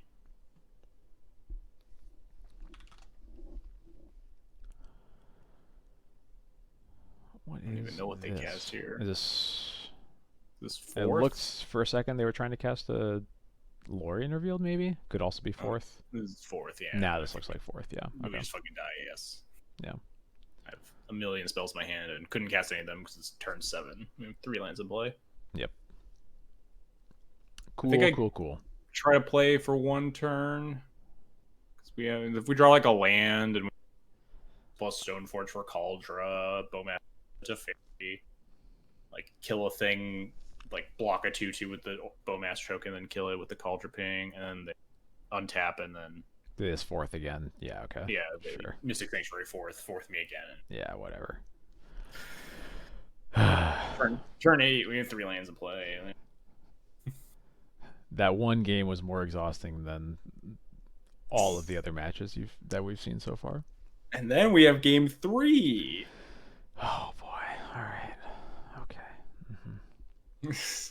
Deep breaths. I missed the 7 card. Oh yeah, some like suspect. So actually, kind of interesting, like mulligan decision. This hand's unplayable, obviously. Yep. Okay. On the play or off that. What do you bottom here? It's like we're never going to 5. We have a hand that has castable spells. Yeah. We just cannot go to 5. But like, do you bottom the Bowmaster or do you bottom the realist? It's tough. It's tough because I'm not excited about any part of this hand. Yeah, this hand is just so bad against control. Yeah. I feel like you might just have to keep the Bowmaster because it's like the only good card against them, particularly because they have Planeswalkers, and just hope that you draw a black source. Because I think drawing a black source is ultimately more likely than this Wisp like doing anything. Yeah, that's what I ended up doing. Just like mom into Bowmasters. Wisp is just so garbage. Yeah. It's a 3/1 flyer. Yeah. Just not into it at all. Yeah. Put the Wisp back. The opponent does seem like they make statistical arguments defending the bell curve for fun, that's for sure. That is just the nice review with Thalia. Yeah, that is Thalia. Truly like the best quote from. And then we draw Thoughtseize. Article. And now, okay, they missed their land drop. Oh, thank God. And we have a Thalia in play and a bunch of black cards in our hand. Ooh. And now it's just me, sweat pouring down my face. Just like, please, one game in Thrall. I need this. That's like I would draw your Mesa. It's totally fine. Everything's fine. Oh, yeah, okay. That was like the biggest like Jordan Peele sweating gif moment of my life. Yes. Is there a reason you didn't just Thoughtseize them there? I wanted to hold a Bowmaster. Okay. No, and because they're moving to discard. Oh, sure. Right. Yeah. I'm just going to never cast this Bowmaster until they tap out. Yep. No, that makes sense. Because they're likely to need to cast a cantrip after they find a second land. Yep. You just cast the Bowmaster response and put them in the dirt. I think I was supposed to cast the Thoughtseize after they hit... Oh, they just hit that land drop, though, so I can cast Thoughtseize second. Yeah. So, I don't know what my plan was at this point. Cast Bowmaster in response here, so it's protected from like 4.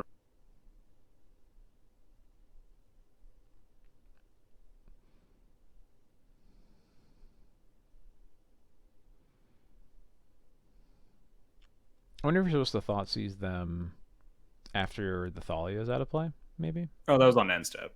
Oh. They plowed on end step and we cast the Bowmasters. Okay, got it. It went so fast. It went so fast it looked like they were doing it in your attack step. With second Thalia in hand, though, it's probably... I was supposed to cast Thoughtseize there after they... In the second main after they hit their land drop. Thoughtseize them and then just let the Thalia die and cast the Bowmaster. Mm-hmm. Gotcha. I also fuck up here. I was supposed to cast the Thalia pre-combat so I could just Aganjo this. But in my brain, I was like, oh, I can just Aganjo.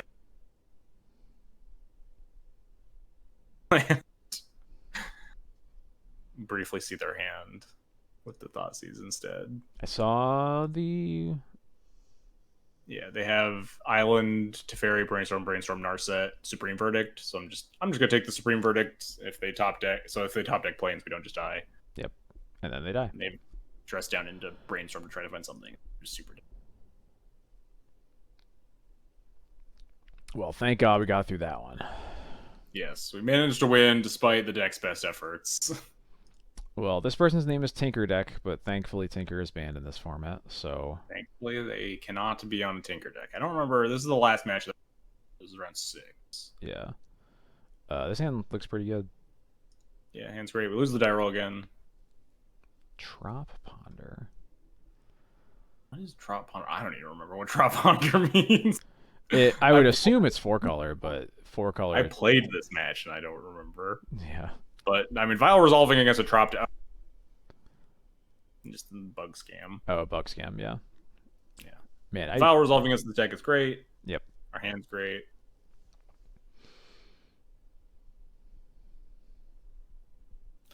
I think I fuck up multiple times this game / maybe match. We do not mean Sultai Evoke, Katie. No. No. It's possible I wanted to cast the second Vial there, or just hold rather than play Thalia. Not sure. Hand was very glutted on 2s, so we had a lot of options there. Yeah. I think my main plan was I wanted to hold up this Bowmaster to get him, especially because it's a Bowmaster mirror, so it's like it's likely that my Bowmasters would get Bowmastered if I just like ran it out. Yeah, I agree with that. Um, yeah, I think I'd rather just put the vial in play than cast Thalia, but Yeah, I maybe think I was maybe gonna it's play just the better just to Vial. use your mana. Knowing that they wastelanded you, I think it's better to not cast Thalia because you just like keep the marsh flats in play. But Now I end up casting the Vial probably because now we have a Vial on too. okay, yep. And I think this play was maybe also weird. You just put in another Thalia. Continuing to tax them. Did they miss a? I think they missed their land drop, right? No, that's turn Yeah. 4 for them. It's turn 4 for them now, so they haven't missed land drop yet. Oh, sure. Yeah, never mind. And then second Bowmaster, which is just kind of a bummer. But I kind of like all these Thalias eating Bowmasters. Thalia is one of the worst cards in the deck, and it also means that the Bowmasters is more likely to just live. So yeah, I'm not too unhappy about that. I don't know why I didn't. Am I? What am I I, doing? I was wondering why you didn't just cast Sash there. Yeah, or put Yorion in hand. Yeah, I wanted to. I think I was planning on casting the Plow. I didn't want to open up the Sash to getting. Nope. It's because I was going to block. Hmm. I think it was like kind of fine. Oh, and then we get him. Then we Oh, really do you get just him. really get it? Oh boy. We just really get him. Just Yeah. annihilated? Yeah, okay. Yeah. Cool. We fucking obliterate him.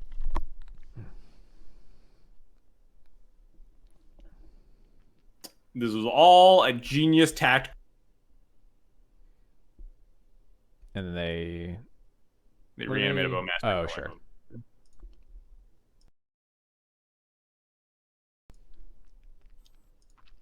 All right. But I could have done that if I cast Lion Statue. But then they wouldn't have attacked into.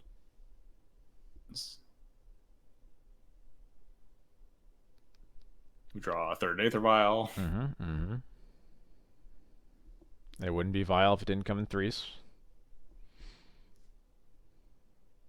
It's weird that they didn't attack The 1/1. Yeah. And then reanimate the Strix. Yeah, I don't know. I think even more so, if they wanted to keep a blocker back, they're supposed to just keep one of the Bowmasters because the token is actually kind of better. But I'm supposed to plow the Strix and attack there, but I briefly lapse, like, because this is kind of, it doesn't matter because they edict here, but I have a brief lapse in judgment of like forgetting from the reanimate on the Strix and like, meaningfully affecting the race here. So gotcha. like, oh, I'll just like hold back with my 4/4. I think I can just carry on, but it doesn't matter.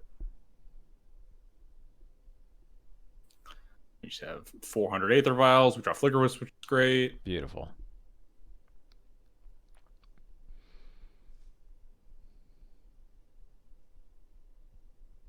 They're flooding out real bad. Now you just have two flyers and they're dead.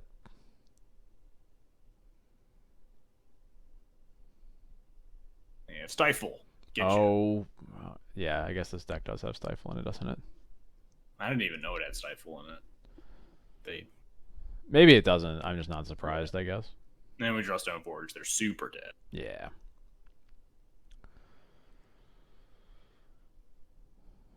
Yeah, these decks do not fare that well against us. Yeah. Big fan of this matchup. And they just die. Yep. All right. Yeah, the first couple of turns of that game were definitely didn't play them great, but then we got them, so it was fine. Yep. And I think that the way that those turns happened, like I said, you know, letting the Thalias die to the Bowmasters didn't like. It was my game plan was sound. The execution was a little off, but the game plan was keep running out these Thalias to get them, so it paid off very well. Yeah. This hand looks real nice. And just go Wasteland Go, which is a lot of alarm bells, right? Which is very suspicious. So sounds like a troll happening. Yeah, you kind of want to play a mom here if you can, right? Because like mom curves into mom better. Mm-hmm. But the Wasteland set off a lot of alarm bells. Like, what's going on over there? I think I need to take a look, and like there's some fuckery in their hand that I probably don't kept Wasteland go. Mm-hmm.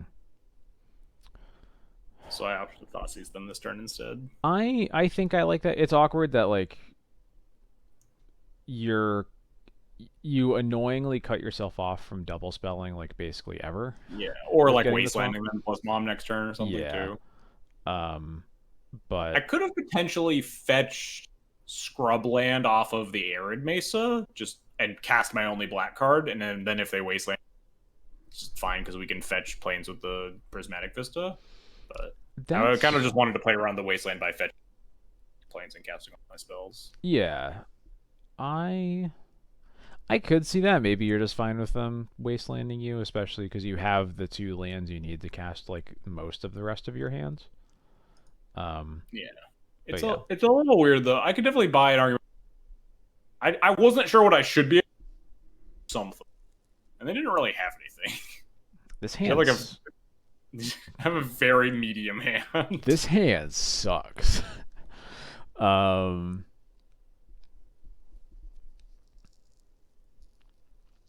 Interesting. And I think about it for a while, and then I'm like, well, I guess if they like cast Turok, it'd be kind of annoying to Turok, and then I forget it's like, oh, they can just if I take it. Yeah.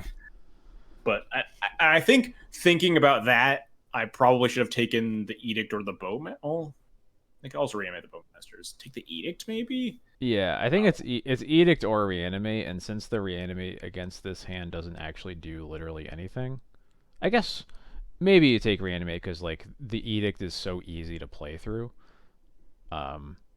It's not that easy to play through if our plan is Stoneforge, though, because like Stoneforge is the way we can beat Turok, right? I guess we could just go get GTA or something instead of Batterskull Cultura. Yeah, I'm also thinking, well, like, I guess, yeah, because I was thinking we could play Mom and like force the Edict, but they already have the Bowmasters for that, so maybe that doesn't work. But yeah, I think the Edict is still easy enough to play through. We have like a surprising number of answers to Turok, especially if they kick it. We have Battle of Bywater. We have the Council's Judgment. They're just never kicking this fucking Turok. Yeah, but like we have the They're gonna get Wasteland Wastelanded off their only colored source in a second. And that's basically never gonna happen. So my plan was like, okay, I want to maybe keep them off of like them putting a 2/1 pro white into play because it's marginally annoying, but then I can't stop them. Right. Yeah. Yeah. So I think I like taking Reanimate.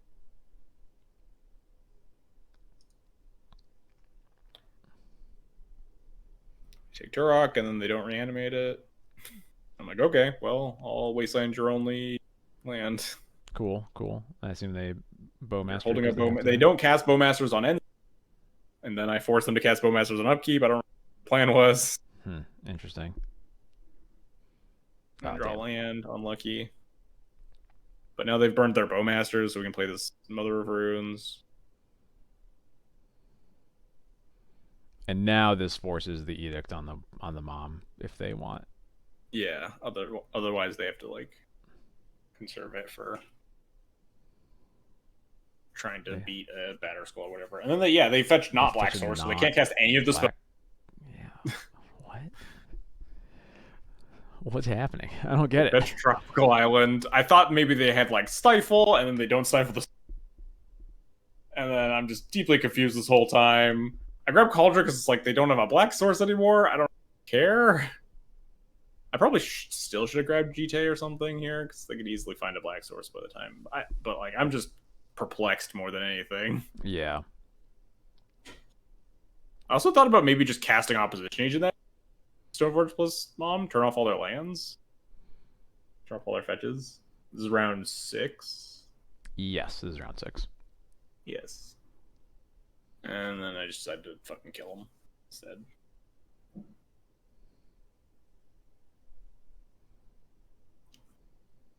They try another Wasteland. Extremely funny. Okay. That's really good.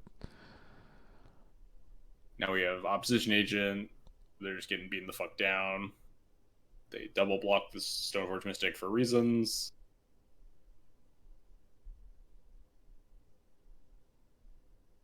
They're just taking game actions. Nothing matters.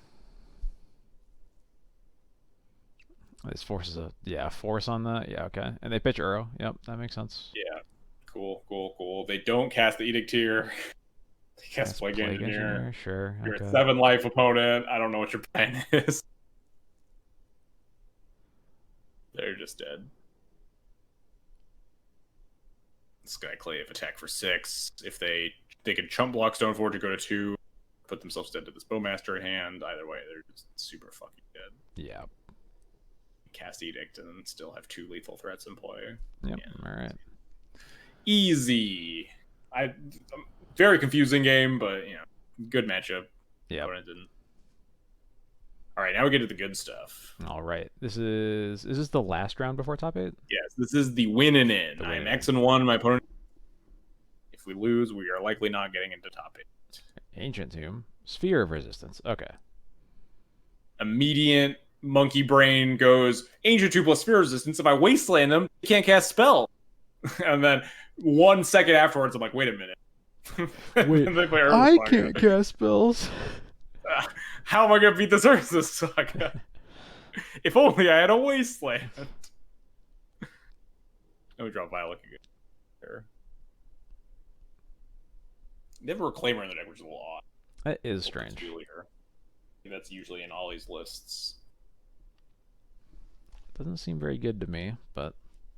Sithervel's like, okay, it's likely going to get Pithing Needled, but we have Skyclave. Seconds.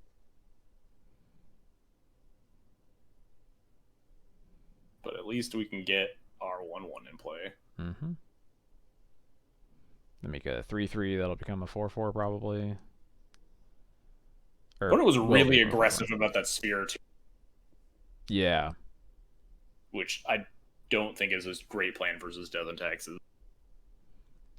They have Second Saga, terrifying.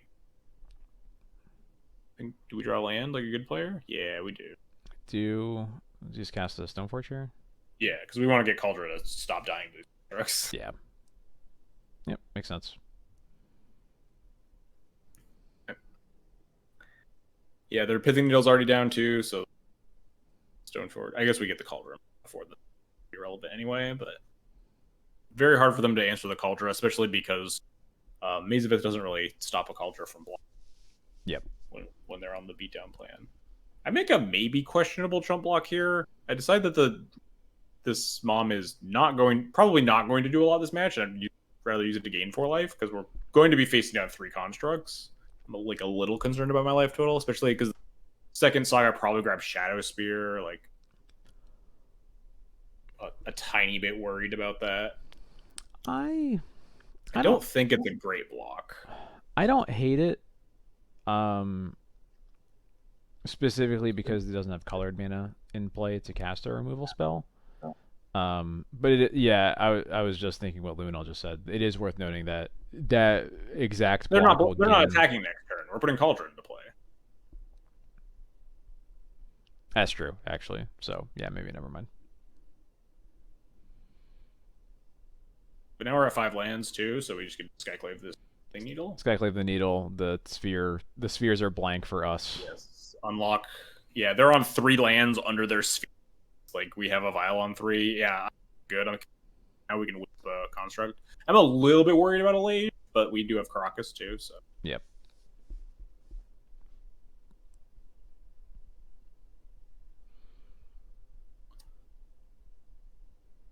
They attack here, sure. We wisp a Construct.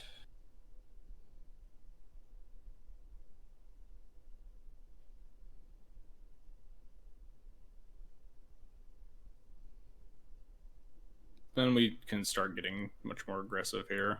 Yep. Take our Vial up so we can Yori on them.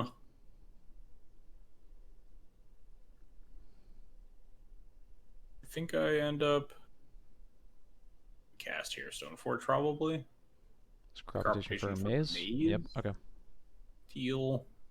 Still feeling very good. Like the fact that they're under their 2 spheres here. Very, very good for me. They can't just be like casting 2 mana loams and. Yeah, it's worth noting that Expedition map was in play for like 3 turns and they never had the mana to crack it until now. Yeah. And, so they now crack it into having just no mana up to threaten. Yeah, so they can make a Lage and then die to Caracas. So we can attack comfortably. I play Thalia instead of. Oh yeah, I play Thalia instead of Stoneforge because just like if they do have a loan, they just want to make it cost 5 mana now. Yep. Like none of the other equipment matter a ton here at this stage.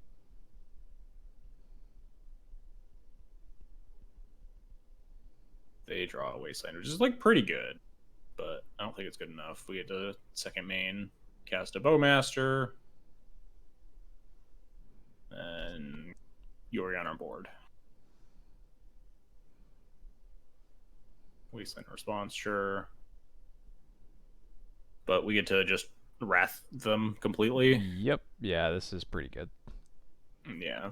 Flicker, Skyclave eats Elvish Reclaimer, Wisp eats Construct, Bowmaster eats Illusion. They have no board. They can make a 2020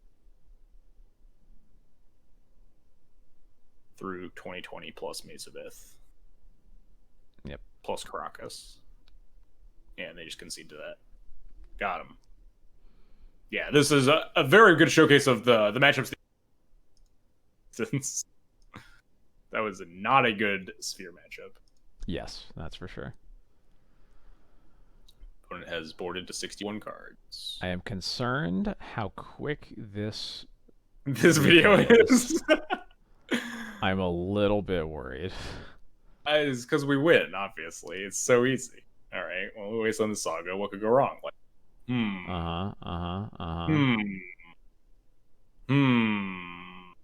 I give it one draw step by wastelanding it, and then we don't draw surgical, and it's like, well, I'm good.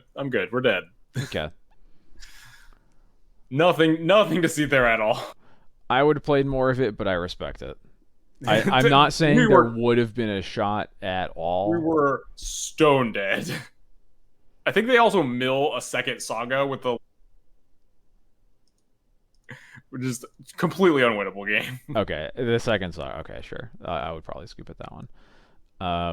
With the exploration, Zan just sucks. Yeah, this hand's too slow. And do I keep this? This is my 6. This is your 6. It's not a good 6. This hand doesn't do enough. Yeah, because you can't bottom the thoughts. Yeah. If this hand had a Black Source thing, it might be keepable. Yeah. But we just go to 5. My opponent's also mulligan to 6, so it's not the end of the world. This is a serviceable 5. Wasteland plus Leyline plus Floric removal spells. Probably bottom like Swords. I think I bottom Solitude because it costs a card or 5 mana. Yeah. Yeah, I think I bottom Solitude Judgment. Just keep all my lands. Okay, I can see that. We'll see if past me agrees with current me. I'm pretty sure. I'm right about this. Yes. Okay. Yeah, I think it's between keeping Swords or Judgment. Notably, I keep Swords because we saw Elvish Reclaimer. Oh, right. Yes. Yeah, that's the part I was missing. Yep. Definitely something that you want to. Sajiri Step. Is that normal in Sphere lanes? No. Okay. I'm pretty sure no. I mean, it makes more sense with Elvish. Yeah, that's true. I was wondering about it in game 1, but I didn't see it until just now. Yeah. Okay. They have Urza Saga. Luckily, they don't have crop rotation. Yeah. They don't have green at all, actually. Yeah, they don't have any green mana to hold up crop rotation, so we can just safely wasteland the Urza.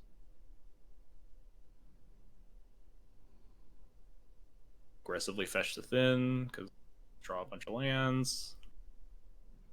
There's green mana Explo. They don't have anything. Sure. Wow.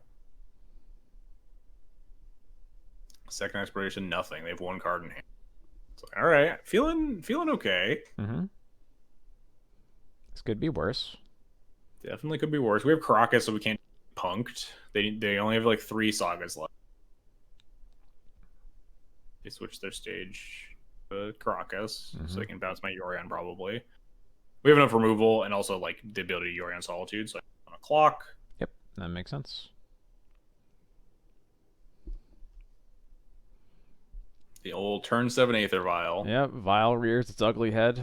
The mid game. This is the best turn 7 Aether Vial you'll see on turn 12. Yeah, this definitely does not seem like the worst time to draw Vial. At least like nothing is happening, right? So, like yes, this is also one of the best Crocuses you'll ever see. Oh boy, the second one that we drew. Well, a nice tidbit for later. Oh boy, I'm excited. Drawing nothing. Opponent's drawing nothing. Love it, love it. Probably keeping the second Solitude in hands. Never mind. Yeah, much less interested because they kill my first Solitude. We want to clock again. Yep. I think they Reclaimer this turn or something. Just like the perfect time. Maybe that's a future thing. Nope. Nope. Yeah, Perfect. Get them. Really optimal timing for this one. All according to Keikaku.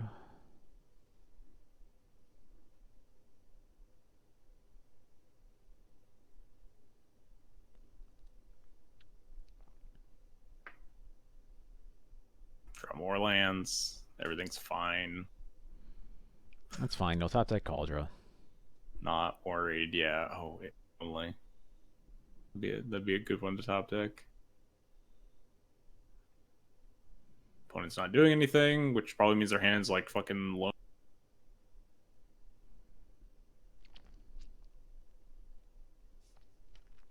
Aggressively fetch the Thin Moor.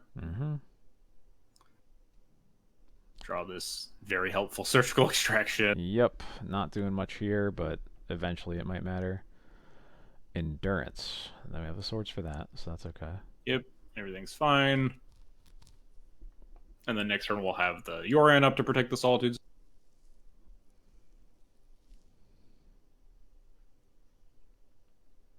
And then they kill my Solitude. Really wanted them to stop drawing.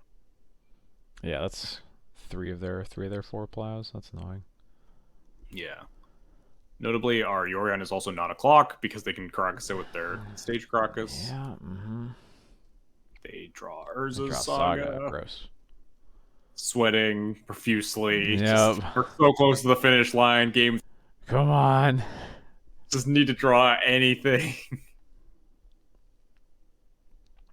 Please, deck, let me draw something. Put in the Yorion because might as well force them to make actions. I think it makes sense because if you make them tap it and you draw Wastelands, like Stage is the card you want to waste the most by a lot. So draw another Solitude. Pass the bowl. Hit them. They don't Crocus it. Perfect. They take 4. They take 4. It's great. They forget to it again. They forget to stage their Saga also. They definitely should have done one of the two. Yeah, they didn't bounce it or stage their Saga. Either of which would have been very bad for me.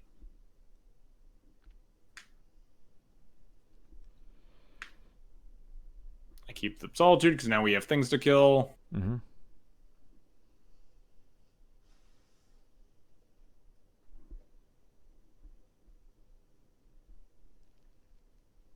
Crop rotation. You know what happens here? Maze of it? What? Maze? Sure. Yeah. Things fine. I think I thought seize them. Nothing better to do with this thought seize. Take their loam, leave them with the Mox Diamond. Mox Diamond loam makes a lot of sense. Yep. So now end step, we get to do this, and then the cool play. Which boy. At this point I was not thinking of staging their Saga. Flicker the ley line. So that the Saga goes to the graveyard and we can. Oh, that's so sick. Except then they immediately stage their Saga. Yeah. Fuck, I'm still dead. Yeah, so it's really cool. I was feeling like a genius for this one, and they. Oh wait, I'm dead. And then they grab Haywire Might to kill my fucking ley line, but I was really worried about the Saga go, which is why I was led down this path. And then they draw the 4th fucking Swords of Plowshares. Oh my god, that's just messed up. Leave me alone.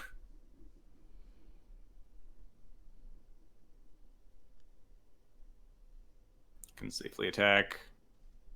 Desperately trying to draw a Flicker Wisp or Recruiter for this Urza Saga. Just, please, God, let me find my Surgicalist now so we don't get, like, draw step crop rotation or something. They can grab another Mox Diamonds. Perfect. It's the same Mox Diamond, but yeah. Oh, right. Yeah, we thought he's the loam. Never mind. Thought seizing that loam, incredibly important because Yes. they've now taken the ley line off the board. They get other stuff online. But now the only way they can win is this stage and like 2 Dark Depths in their deck. Yeah. So I am just praying that we can find Flicker Whisper Recruit. We have like 400 good draws in our deck. We just need to find any one of them. 7 draws that immediately end the game. Just please, deck. They also have the Shadow Spear, so it's just like they can like just life gain me out. I can't just like scrappy kill them with damage. Then we draw Recruiter, but they also drew Dark Depths. Oh, and have a Wasteland. So you forced play here. We have to. So if you pause it. Yeah. So the correct play is in response to this Flicker Wisp, they make a construct. End step, the stage comes back. They wasteland the Karakas. They make a 20/20. I can't do anything. This Karakas is stuck in my hand. They equip the Shadow Spear to their 20/20, attack me, and gain 21 life, and the game is probably pretty over. We can answer the Mirror Age next turn, but they're just at 1 million. Instead, the problem is that they go for copying the depths right away, so that lets us play this Karakas. They lose the construct and let me by just copying now in response to the Flicker Wisp. This is like the worst fuck up of the challenge. Just completely saved my ass. Yeah. Okay. If they just have a construct and an extra 20. Yep. Okay. And now, I mean, we're still not out of the woods, because if they draw a loam, they just buy back. Oh, because they have two explorations. Yes. Yeah. But they instead draw Reclaimer, and we have a Swords of Plowshares. Still not out of the woods. We need to fade like one more draw step. I think maybe 2 more draw steps. I know we draw. Wasteland doesn't matter because they can get back Wasteland stage depths.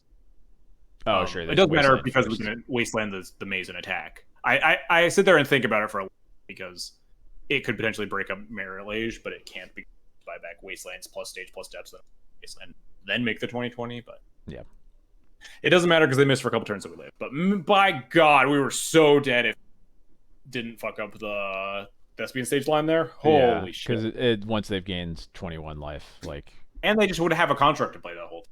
Yeah, that also. Thank the Lord. Yeah. Before we get into the top 8, I'm gonna take a real quick break, maybe like 10ish minutes. For a while. We'll water break and we'll get back into it in just a little bit. I'll hang out with chat in the meantime. Yeah, I will. I'll just leave my screen here. I'll go. Let's see. I'll go hiding, and I'll see y'all in a little bit.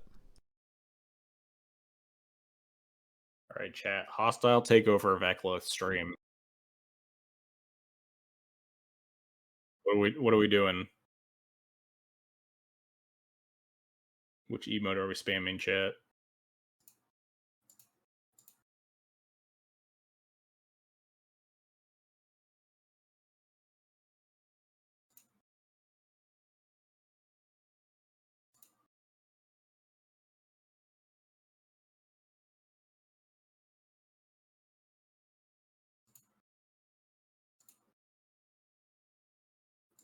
Oh, am I not subscribed to Ekloth? Wow. Hang on, let me subscribe to Ekloth. There we go. Now we can spam.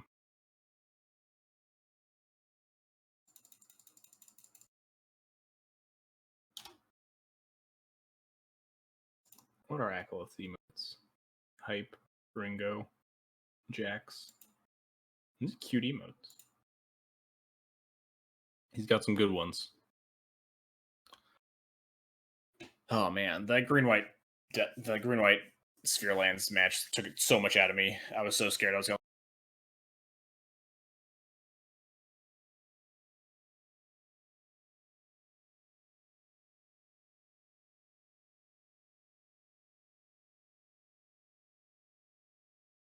Luckily, we never fuck up, and everything from here on out, smooth sailing ahead. I think my opponents actually do fuck up more.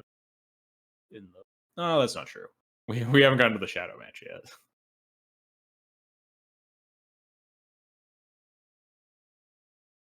But yeah, every single one of these games, I think, or at least every single one of these matches, questionable plays.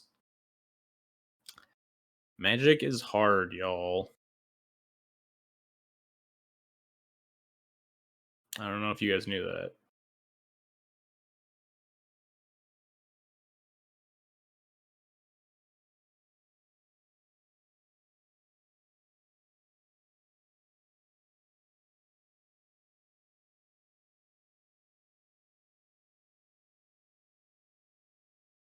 Died to a Palantir trigger from 20. Oh, I definitely died to a. I was playing against, I think it was like blue black show and tell, and I was at 15. And my opponent scries 1 to the bottom. Or is it scry 2? I don't forget what the numbers on this card are. But it was like they scried all to bottom on the Palantir. And then I was like, I'll take the damage. Flip Emmerich will kill you.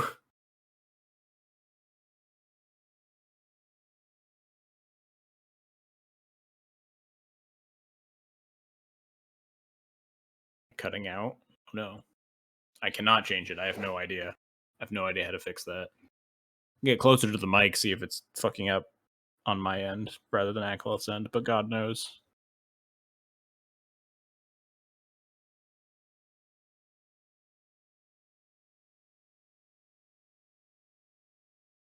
Yeah, it's definitely Akleth's fault, not mine.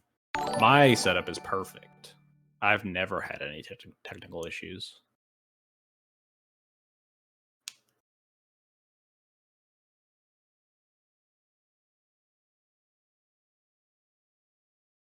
Oh wow, this whole time I've actually had the matchup. I knew exactly over to my right of the screen. I could have just seen, oh yeah, bug scam and 6. All the stuff that I had forgotten. Yeah, I don't have technical issues if you don't stream. True. I thought about firing up the stream for this one, but I was like, Akleth actually streams D&T. Rather like go onto his stream, bring viewers over here to like a regular watching channel, rather than just do it on my channel and bring someone to the matches with instead.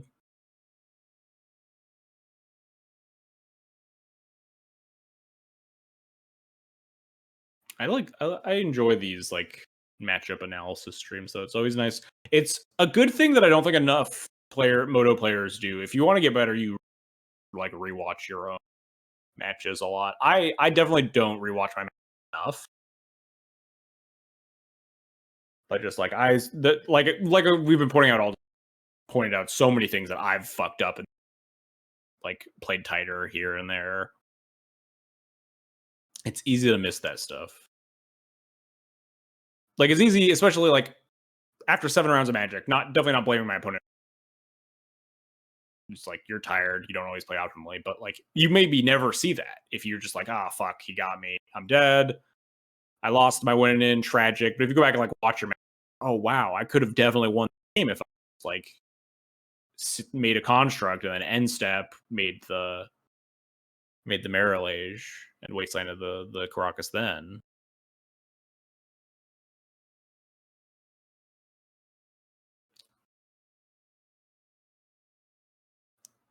Oh god, Toast is here? Yeah, never mind. I'm out. Tell Akleth that he can talk about all of the rest of the matches by himself.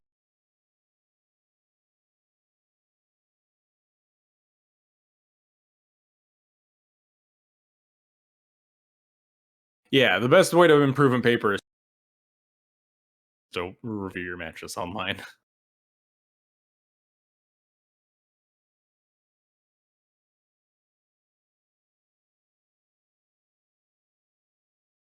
But it's definitely not for everyone.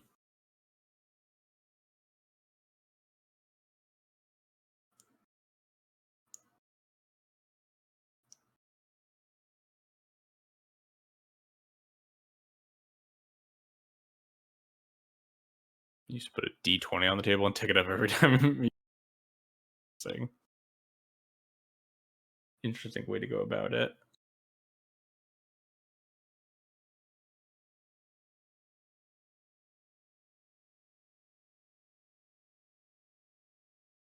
I think we've lost. I was trying to remember how many. I think we lost every. Looking back on it, I think we only won the die roll against Jeskai. Did we win it against Debs? I don't remember.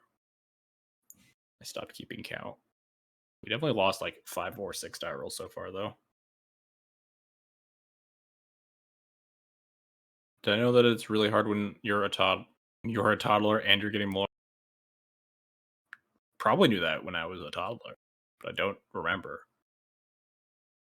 I don't remember what it was like to be a toddler with getting molars and being sick. But probably not great. Probably wouldn't be a huge fan of that.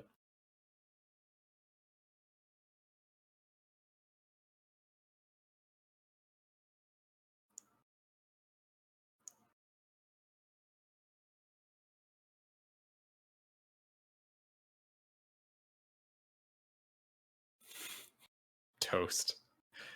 Hey, Toast?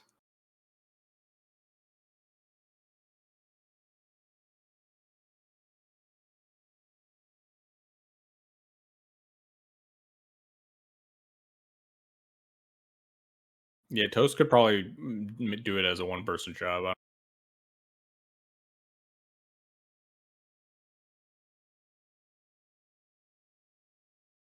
Yeah, I think if you like rub alcohol on their gums, like dip your pinky in like a rub it on their teeth, I think that's a good way to calm them down. Very safe.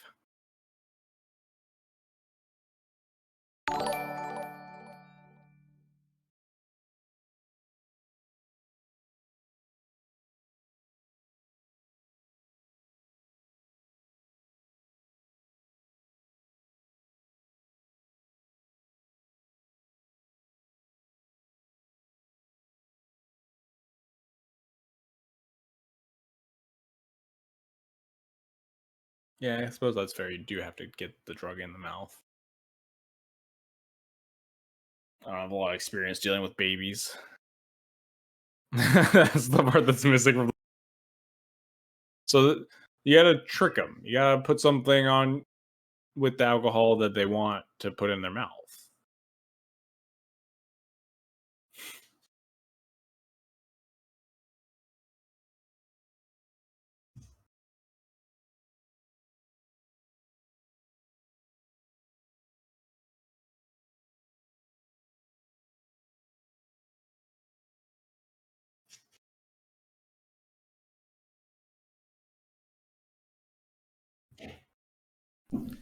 Cat jumping at the door. I'm back. Heard that there was baby troubles. There is. She was. I don't even know. She been sick. Apparently needed a little bit of help getting her medicine down. So that's how it goes. I was gonna take a break anyway. It just so happened that she needed help at the right time. So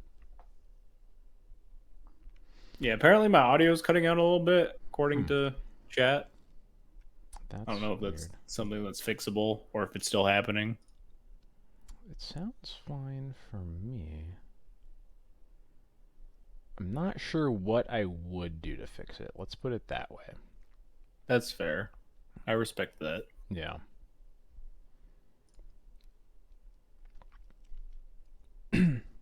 It's possible that it's like a micro instance of the internet being bad, but our internet is both allegedly fixed and the stream at least hasn't cut out. So I don't know. Well, if it doesn't come up again, then maybe it's fine. It's been happening on stream, but no one else is mentioning it. I feel like someone mentioned it very briefly that I was cutting out, but then no one mentioned it again, so I figured it was. I did just fine. hear it that time, so it's on the Discord level at least. Oh. Interesting. But through Discord, it means it's even like less out of my control, so I wouldn't know what to do. Oh yeah, for sure. It's over. Let me go let in this cat before she screams some more at the door. What do you want, punk? Meow. They probably can't even hear you. You'll cut out. No, we hear them meow. Oh, I wonder if it's yeah, you're not using push to talk, but maybe your noise gate is set too low potentially. Maybe. Get off It's me. weird because it seems like it cuts out like even when in the middle of when you're talking, but I don't know. Noise gates can be weird.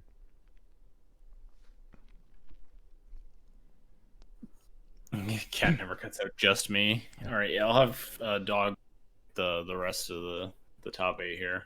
All right. All right, so we're going into the quarterfinals. Do you know what your opponent is on when you get in here? No. Oh.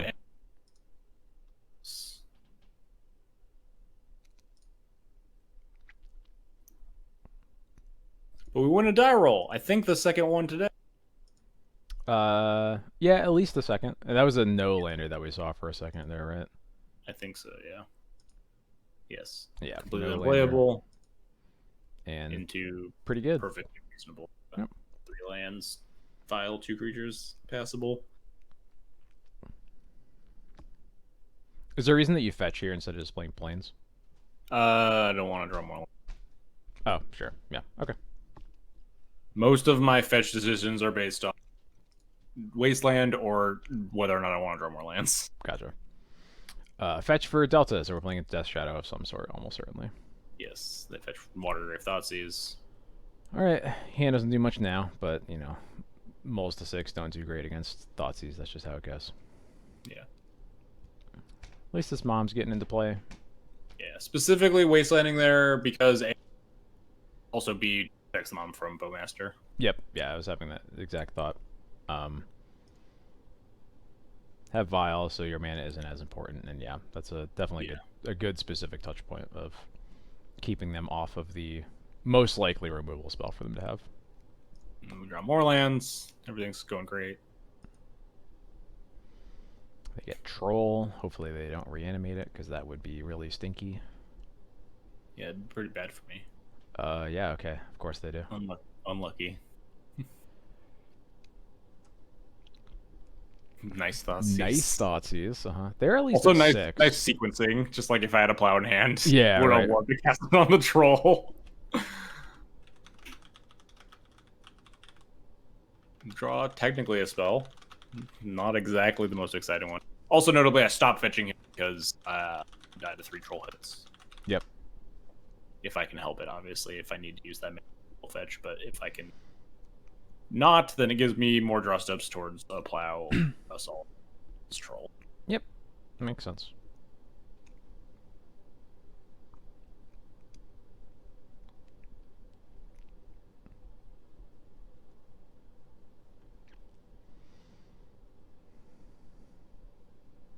We draw technically another spell. It's not the worst. I opt to not go for like just getting annihilated by Bowmaster.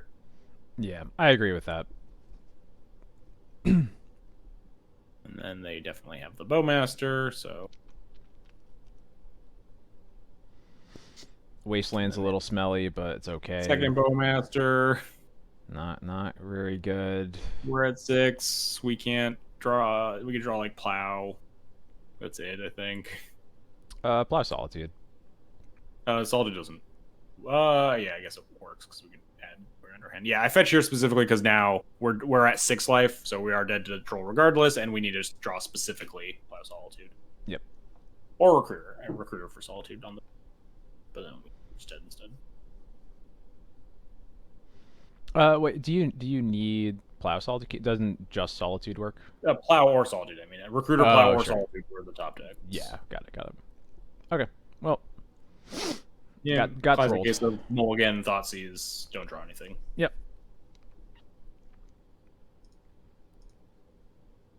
Let's go back to that. I thought about this 7 for a little bit. I hate mulligan. But I also do. I think this hand just kind of sucks, unfortunately. Yeah, this hand was like a little under, but I would a like pretty close to this bad of a hand. Yes. It was just like a little bit too bad. Yeah, I agree with that. And then we just get like a much better version of the same hand. Yeah, cool. Rewarded. I think I went back Caracas here. Yeah, sense. Yeah. Just want perfect mana. Yep, I don't mind that at all. Anytime I can get to Plains Swamp, I just feel really good about it.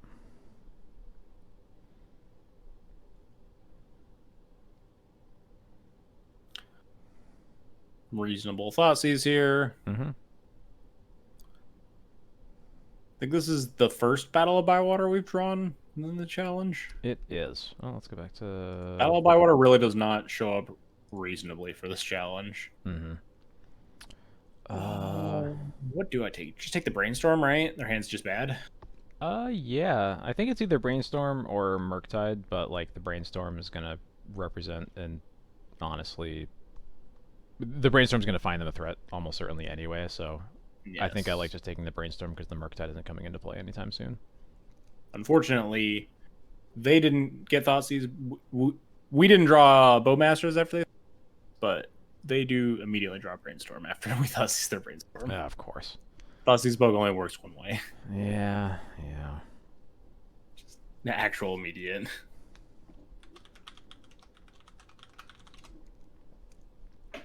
Still feeling okay here though. Yeah, this isn't is not terrible. The Thoughtseize bug was just a turn delay. Yeah. Find the Bowmaster. Or at least we like have the answers for a Murktide in hand. Yeah, as long as we're good against Murktide. We're good against Shadow. We're good against this Wasteland. They even choose not to Murktide.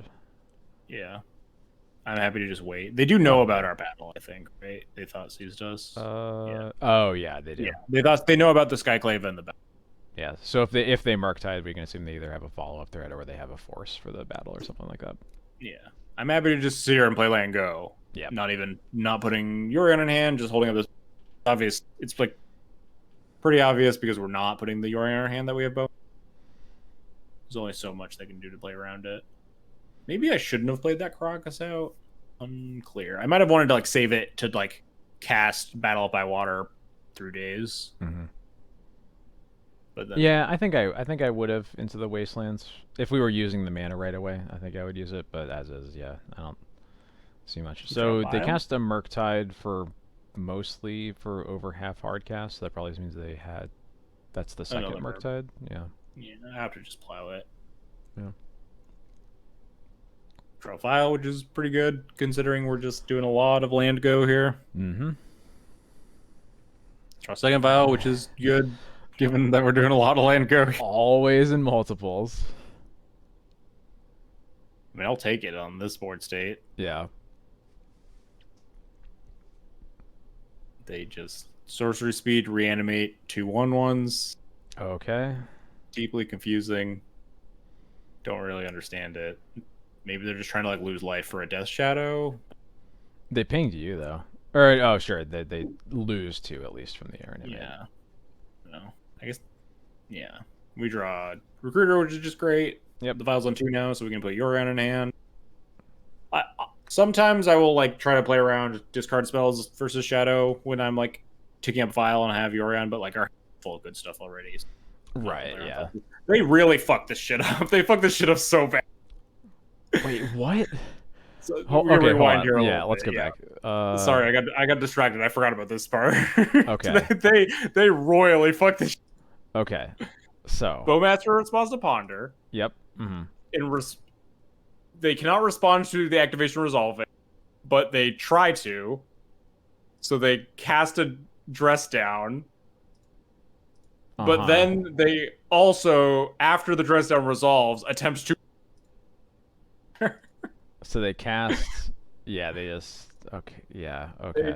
They just really fucked that one up. I don't know what their plan was. Woo-wee. All right. We get them good.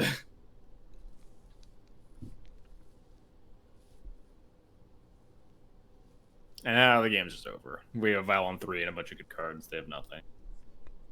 Orcish Bowmaster that they only have like probably like 1 or 2 cards in their deck that can actually deal with. I guess other than the Bowmaster, but they've already used 2 of them. Yeah. And we can just recruit for another one. Oh, well, that's annoying. We got an engineer, which is kind of sad. Yeah. Do you just Skyclave it here? Or do you take the? Yeah, I think taking it. I thought about it, but I think I just wanted to like recruit Stoneforge maybe. Yeah. Is that what my plan was? Yeah, Recruit Stoneforge makes sense to me. Oh yeah, Recruit Stoneforge with this Cauldron hand, I think was my choice. But yeah, all roads lead to Rome. I could have like Skyclave eaten my own Bowmaster, so like, and then block the other one. If they killed the Skyclave, I just get a 2/2. Like, Yep. I think I just grab Sash. Yeah. Yeah. Sash seems good. Do I? This all seems fine. Take up to 3 and 4. Skyclave has to target opponent. It has to target a permanent that they control, but it is the Bowmaster that I own. So if they kill the Skyclave, too. Yeah, we're talking about Skyclaving this Bowmaster. Yeah. Yes. Yep. I wish Skyclave would target your own shit. That'd be so cool. That'd be dope. A lot of times I would want to do that. Yeah. They Bowmaster my recruiter, and whatever. It's over. They're super fucking dead. Yep. Pass the turn, and then I think about it. Like, I was like, oh, I could just. And then I do it this turn, and then after I do this, I'm like, oh, they have a Plague Engineer that's still an Orc. Oh, yeah. It doesn't really matter. They're just dead. Just my brain going through a lot of different steps there, but none of them matter. Yeah. Now we have double. Yeah. Mm-hmm. Yep. The battle to kill a single Death Shadow and make 3 food. Make 3 food. Who was that? Hot Butter. Thanks so much for the follow. Welcome to the stream.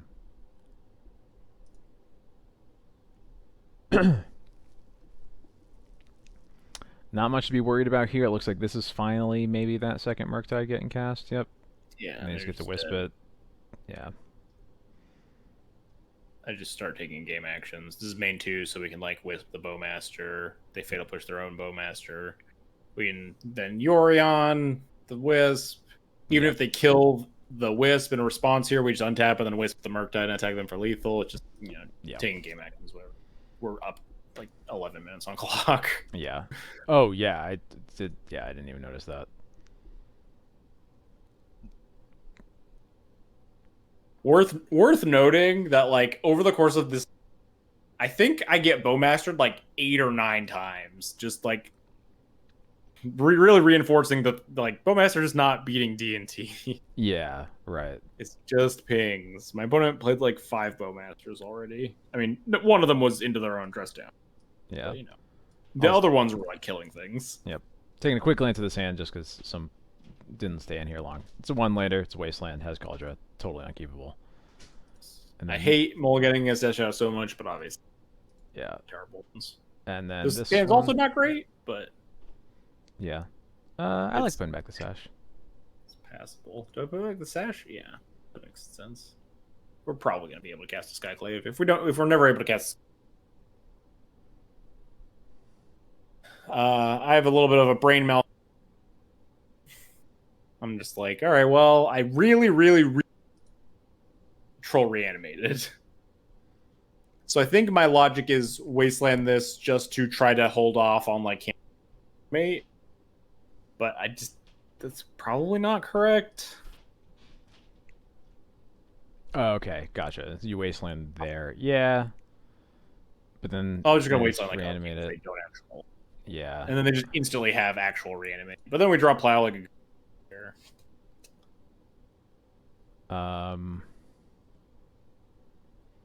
yeah, I think did they get the basic swamp off of the troll? No, they got Underground Sea. Okay. Yeah. I don't know why they went basic swamp. Yeah, because I think that would be I got to like not play around days. Right, yeah, having like them using the swamp means you don't have to worry about it, but that's another reason why using the Wasteland is bad. Yes. So still have a sea. They have another land, yeah. Okay. But they don't have a daze, so you can just cast the Stoneforge. Yeah. I'm just firing stuff off. We draw a second Sword of Plowshares because player. I'm not sure grabbing this Batter Skull here was correct. I just figured the Stoneforge like 5 hand and did spells. I just figured I was never untapping with this, but I didn't want to get like Sash or GT because those suck. So it's just like slightly better than having a call stuck in my hand. Yeah, I think that makes sense to me. But it ends up being like kind of medium here. And just like I wish I had a Cauldron, but I think in most scenarios would not wish I had a Culture in my hand. And now we come up. And here we are, 2 hours later, 2.5 hours later. Yeah. Let's see. Oh no, I'm already spoiling it. I think is this what?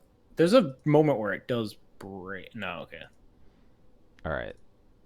So, I think the replay is just too. Yeah, It there's went a moment where the fast. replay does fully break.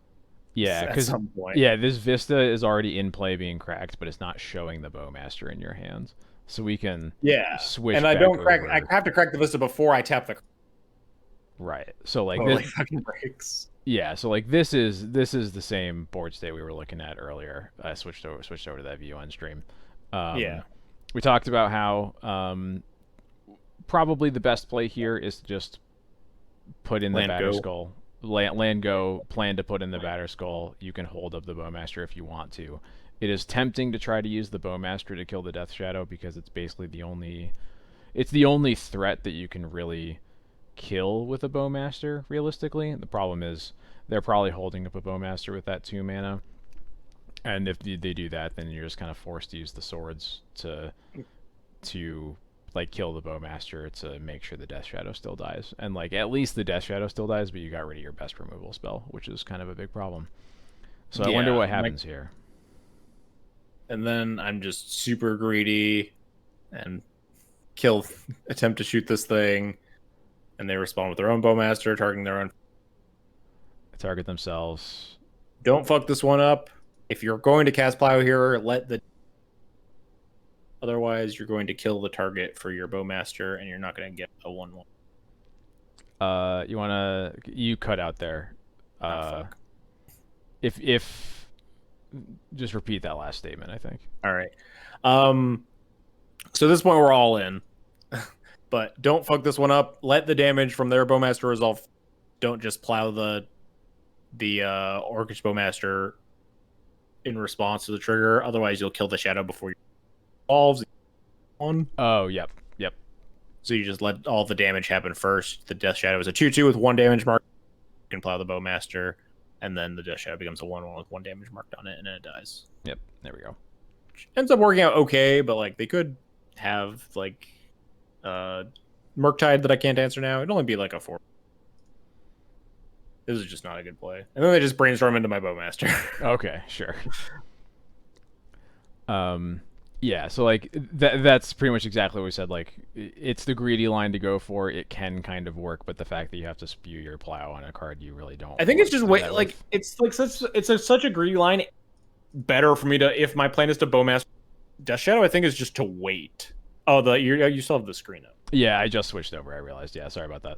Yeah, basically what happened was the exact play we were just talking about happens where, Bowmasters, the Death Shadow, they Bowmaster themselves in response, and then we're forced to use swords on the Bowmaster to make sure the Death Shadow actually dies. And then, as he mentions, they just brainstormed into our Bowmaster, and now we're back. But yeah, it's just so much better to just wait on the Bowmaster. So we can deduce that their hand is. And there's probably another card that is almost certainly. We know like half their hand. And I think it's just much better to just hold up this Batter's Activation and hold the threat of Bowmaster. Yes, it's worse if they just go on Delta or whatever, and now their Shadow is immune to being shot to death. But they could also just cast a Ponder or something if they draw it, and then you can cast Bowmaster there and then safely the Shadow. Or like much better, even better if they have like Brainstorm like right there or something. Yep, for sure. It's just so much better to hold up the Bowmaster and Batter's. But then they just have Brainstorm into nothing. Just fucking.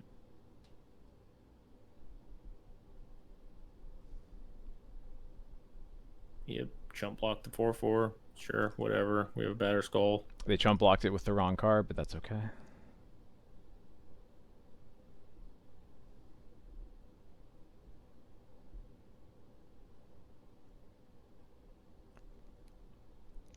We get to put this Batter Skull in finally.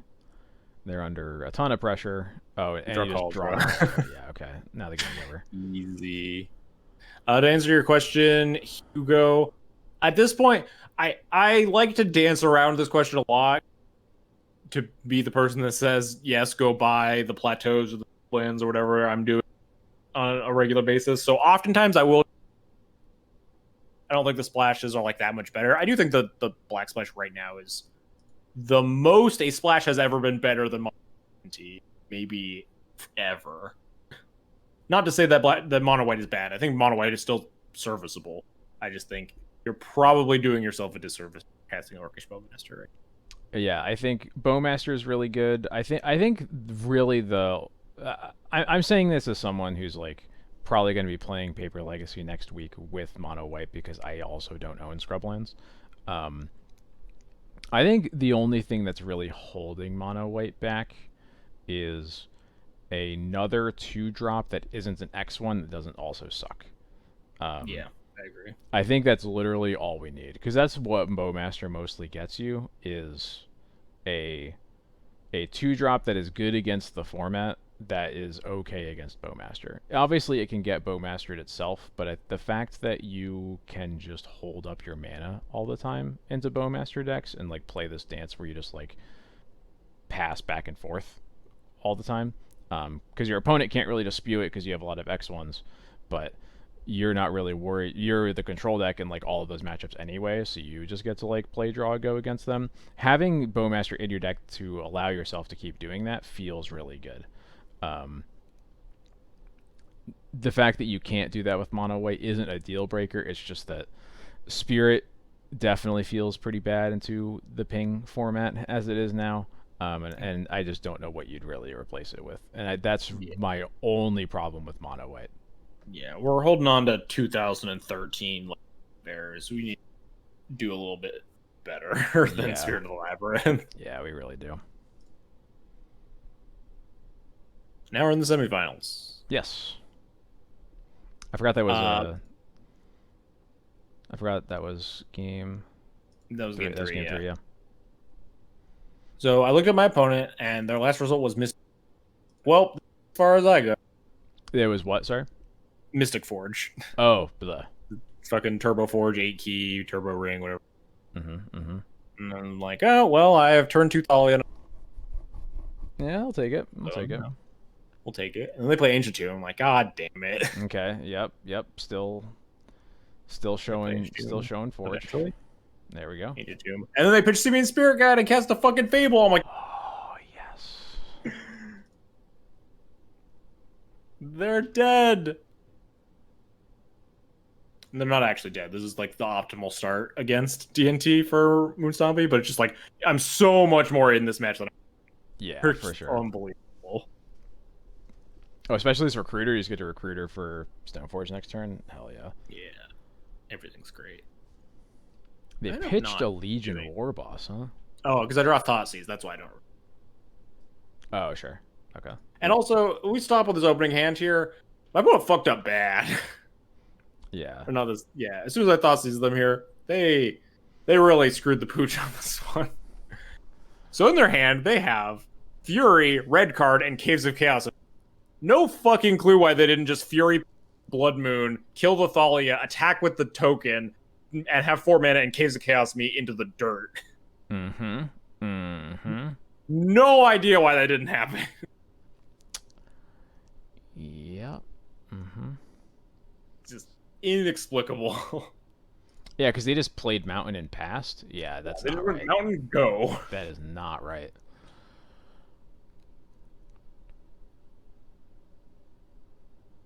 Oh yeah, and they were going to do this into also flipping Reflection. Yeah, okay. Yes.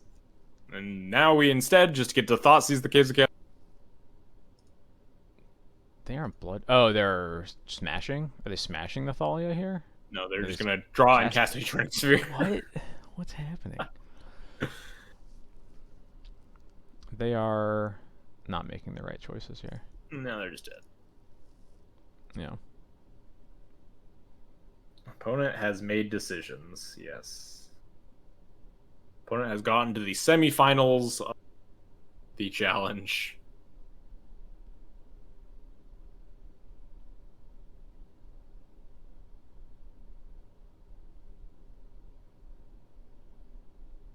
Cast of Fury doesn't matter. We'll take like 1 hit. I futz around a little bit on what to recruit. Because, like, I just want Solitude, right? I'm pretty sure, yeah. So I think I end up recruiting Recruiter to recruit Solitude. Could also just have recruited Wisp. But I wanted a Recruiter in play, and I think I wanted... My plan was to jump block Fury to gain 6, have a... Mm-hmm. I think that was my logic. Yeah, I don't mind that. I think that's fine. Yeah. I guess I could have done the same thing with a Flick. Just jump blocked with the Flicker Wisp instead. But it doesn't really. Just Yeah. draw a Stone Ball. Draw Stone Forge, get a Batter Skull, you have Cauldron in your hand too. Violent Solitude, kill the Fury, game's over. Yep. Alright, cool. Game 2.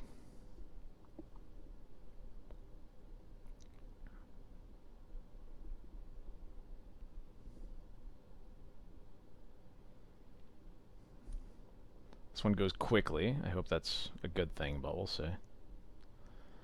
Double Thoughtseize on the draw, that's not great. Although it's better if they're just playing a tapped Shatter Skull.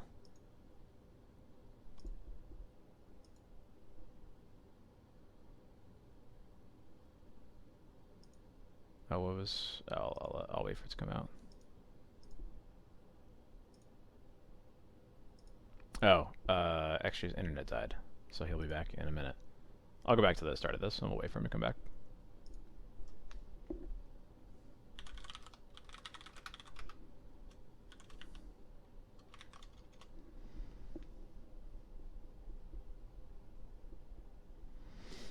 Toast, I think the general... I think generally, when you look at the 1-drops, it's always going to be like Vile, then Mom, then Thoughtseize, unless you're playing against a matchup where you expect their turn 1 to be scary, to kill you either literally or figuratively, in which case Thoughtseize goes to the top then. So like, back. what's up? I'm answering Toast's question about when to Thoughtseize before Mom. And I think generally the answer is Thoughtseize if your opponent's turn 1 specifically is going to be potentially really scary. Yeah. I think, like, in the blind on the play, Mom versus Thoughtseize is, like, the toughest, and it's a little bit hand-dependent if you have, like, an important 2 to back up. But I think I would err on Thoughtseize. Yep. Anyway, opponent died in dramatic fashion in a game that I think they might have been able to win if they just... They just need to play it way more aggressively than they did. If they just, like, Caves of Chaos to me on turn 2, my hand, I don't think could beat that. Yep. And then this hand I keep, and I'm just like, well, if I get Blood Moon, I get Blood Moon. Yep. Yep. Shatter Skull's pass is really good for us. And yeah, to Trilus' point, Mono Red will also make Thoughtseize irrelevant pretty quickly, so you want to get your value out of them soon. And what do they have? Oh, it's... Fury. Oh, they were just trying to cast turn 2. Turn 2 Caves of Chaos, which is, like, pretty good, but yeah, not good enough. Nope.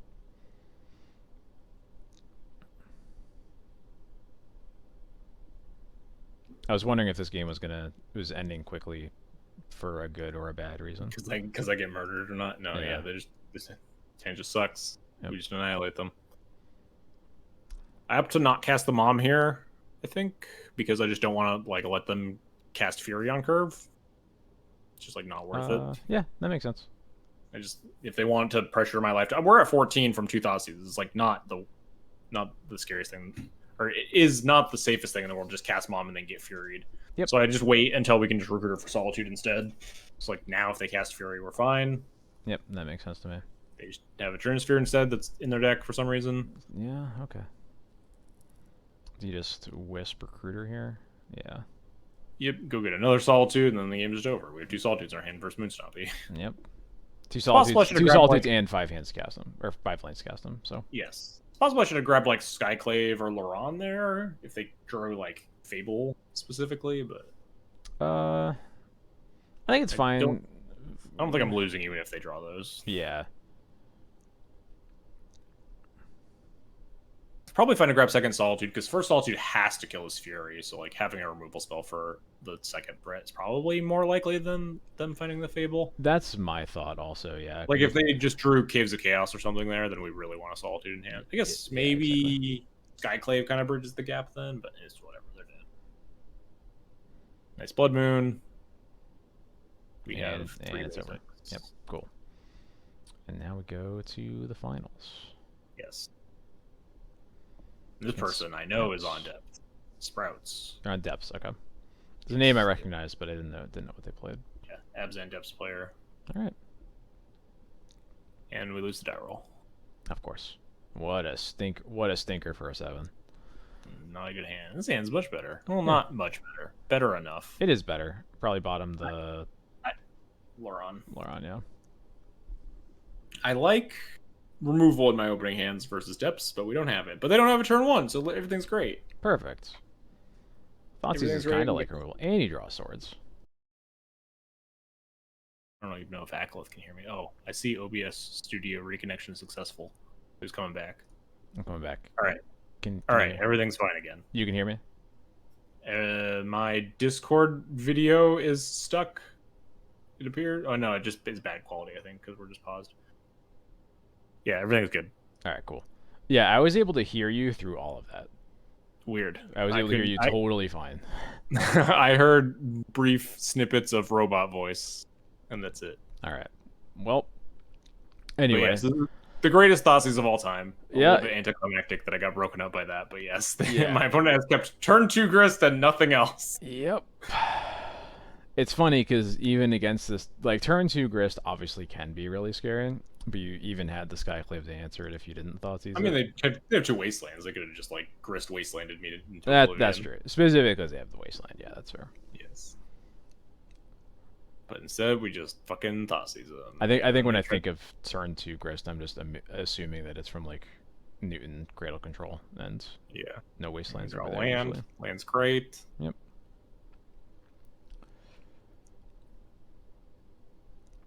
If we draw it, I mean, any fetches or basic is good there, Toast. We have like 13 plus like 6 basic planes to draw. It's like 19 top decks. It's like not even like top 5 luckiest draws of the event. Yeah.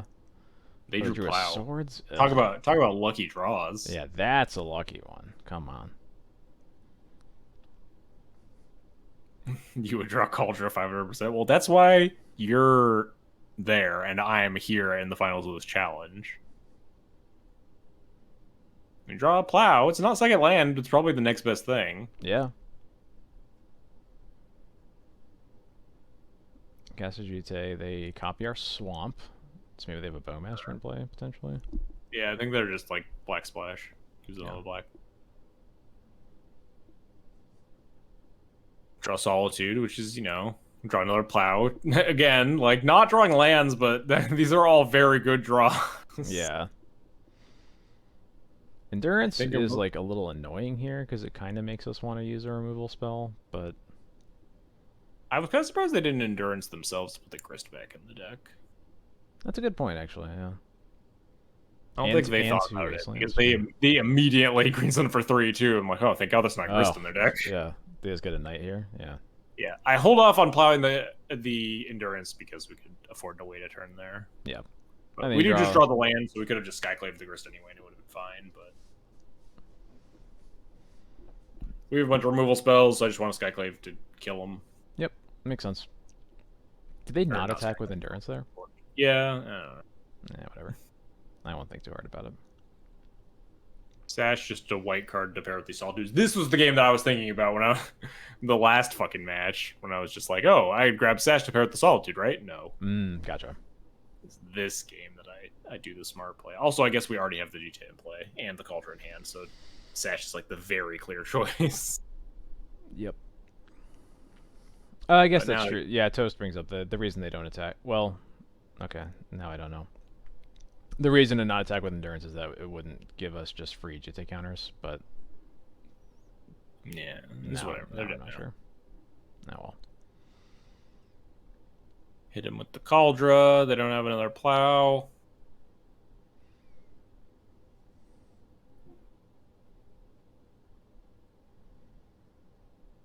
They are not winning this race, that's for sure. Yes. There's a slight misstep here. I think I'm supposed to equip the GTA to the Stoneforge Mystic, not the Cauldra, and just attack with both. Yeah, that's what I would normally do here. Because if they drew Plowlick specifically that turn, then they have to decide to let me have GTA counters or take the extra damage. Yeah. But it really doesn't matter. Sash, we do cool things like pinging down the Reclaimer and then eating all their lands.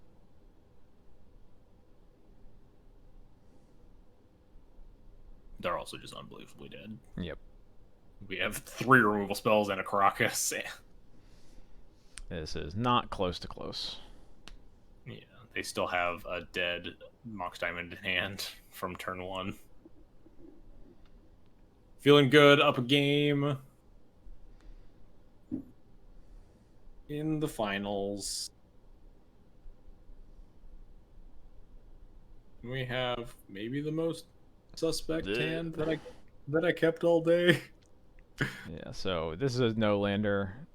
One of the clunkiest no-landers I've ever seen in my life. Maybe so that's gone. I was probably supposed to go to 5. Oh no, you kept this? I talked myself into this one. I probably should have gone to 5. But just like removal spell plus Wasteland plus Aganjo, just like this is like close to a 2 removal spell hand. Nothing that's good for Selfish Reclaimer, but like Battle can snipe 2 things if they go like Reclaimer into Night on curve or whatever. It's not very defensible. Yeah, I see the logic. I do. I think it's much better to go to 5 here. Yeah, I would definitely go to 5. I see where you're coming from when you keep it. That's for sure. Use bottom one of the. Scrubland. Yeah, that makes sense. Yeah, because we can get perfect mana here anyway. So. Yeah, and then they just have Turmoil's Open Library, so they're just fucking dead. Oh yep. We draw Thoughtseize and get the Thoughtseize or Raminef Excavator. Excavator. And then they have turn 2 Grist, and then we're fucking dead. Oh yeah, okay, sure. Yeah, and this game goes on for like 4 more turns, but it doesn't really go on. Yeah. We're dying.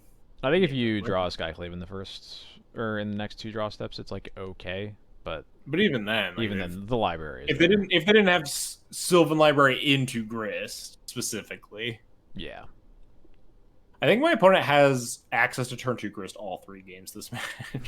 Of course. I forget exactly how it goes game 3, but I think something similar. I hope it's a 1-of. It's definitely a 1-of. It's just a green sun bullet. Yeah. In their 61 card deck. It's a green sun bullet in other cards, in other decks too, and they play multiple. Well, Newton doesn't have any other card advantage in this deck. That's true. I guess this deck also doesn't have card advantage besides but whatever.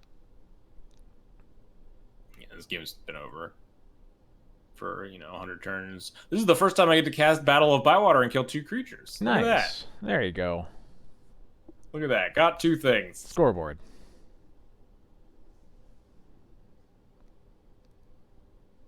Yeah, it's getting buried by insects. Is this another green sun? Yeah. Yeah. 0 food. Zero food. Yeah. What are we going to do without our food synergies? All right. So now we're down to the last game of the entire tournament. Yes. Oh, they're on 61 cards. I just noticed that. Yeah. To optimize for the turn 2 Grist potential. That makes sense. Toast, this is Twitch. You can't bet. No. You want to put all your money against me? All right, I'll take it. I'll take your bet right now. So I keep this hand. How do you feel about this hand? Yeah, okay.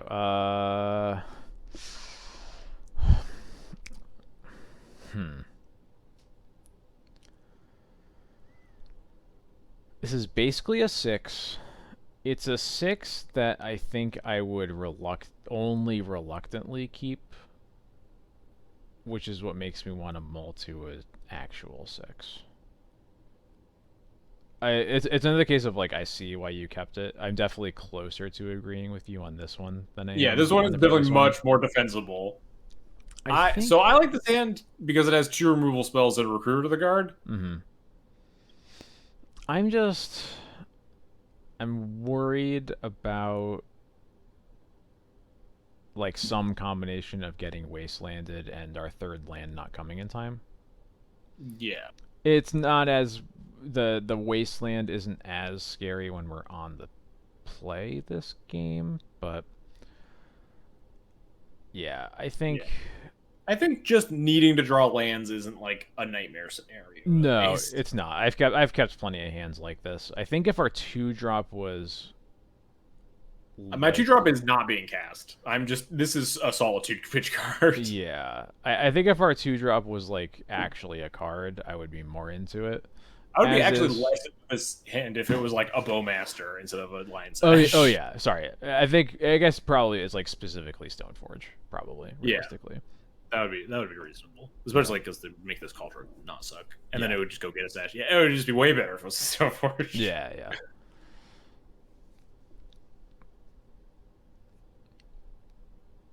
But like you have Solitude, Battle can do a lot.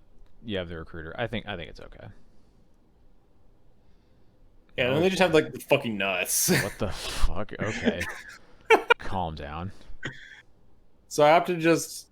I'm gonna be like, oh, I just don't cast a spell and I can just battle all by water this thing on turn 3. Mm-hmm. It's also like casting Sash into this is pretty terrible, obviously. Yeah. And also it's just a Solitude bitch card, etc., etc. Yep. Okay, so they don't turn 2 grist me here. They just had the mana to turn 2 greens on Zayed for grist me that Yeah. game. Okay. No food again. Yes, no food, Unplayable. bad card. They can depths us. Oh, you just But draw the we drew Crocus. Caracas like a good Magic player. Yep.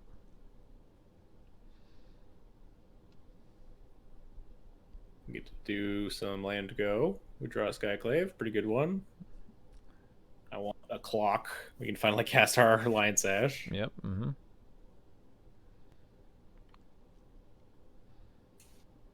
Sylvan Library. We can Skyclave that. We just drew a Skyclave, very good for us. Start making Sash big. Uh-huh. Uh-huh.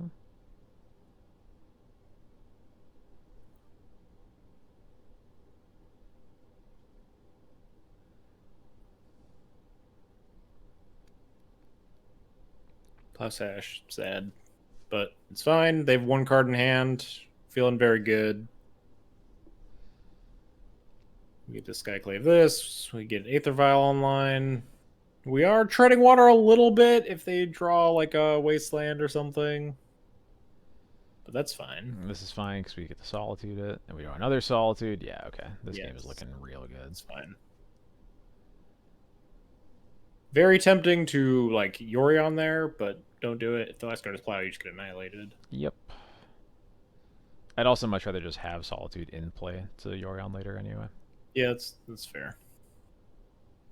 Also, this puts more pressure on them because the Crocus means that the Yorion doesn't stay in play. So, You just draw Plow, everything's great. yeah. Drawing nothing but removal spells against Green White Depths. Yep. Always excellent. So here was an interesting line for them. Interesting. So they crop rotate the flagstones, get a Saga. Yeah, they could have gone for Wasteland to make a 2020 and attack me, but notably I am at 21. Mm-hmm. And also, they don't know this, but my hand is stone unbeatable if they Marrowage me. Yeah. So they go for the Saga plan, which is Okay. definitely like more reasonable. Yeah. I guess especially with two diamonds in play, so like Yeah. you're sort of stonewalled by Yeah, the constructs are a little bit beefier. Yeah. We draw another land, which is nice, because now it means we can cast our 5-drops and hold up the Caracas still. Yep. Because this whole time they're obviously still threatening the possibility of Marrowage. Yep. But now we can safely attack here because they can make a construct and then we just Solitude it. Mm-hmm.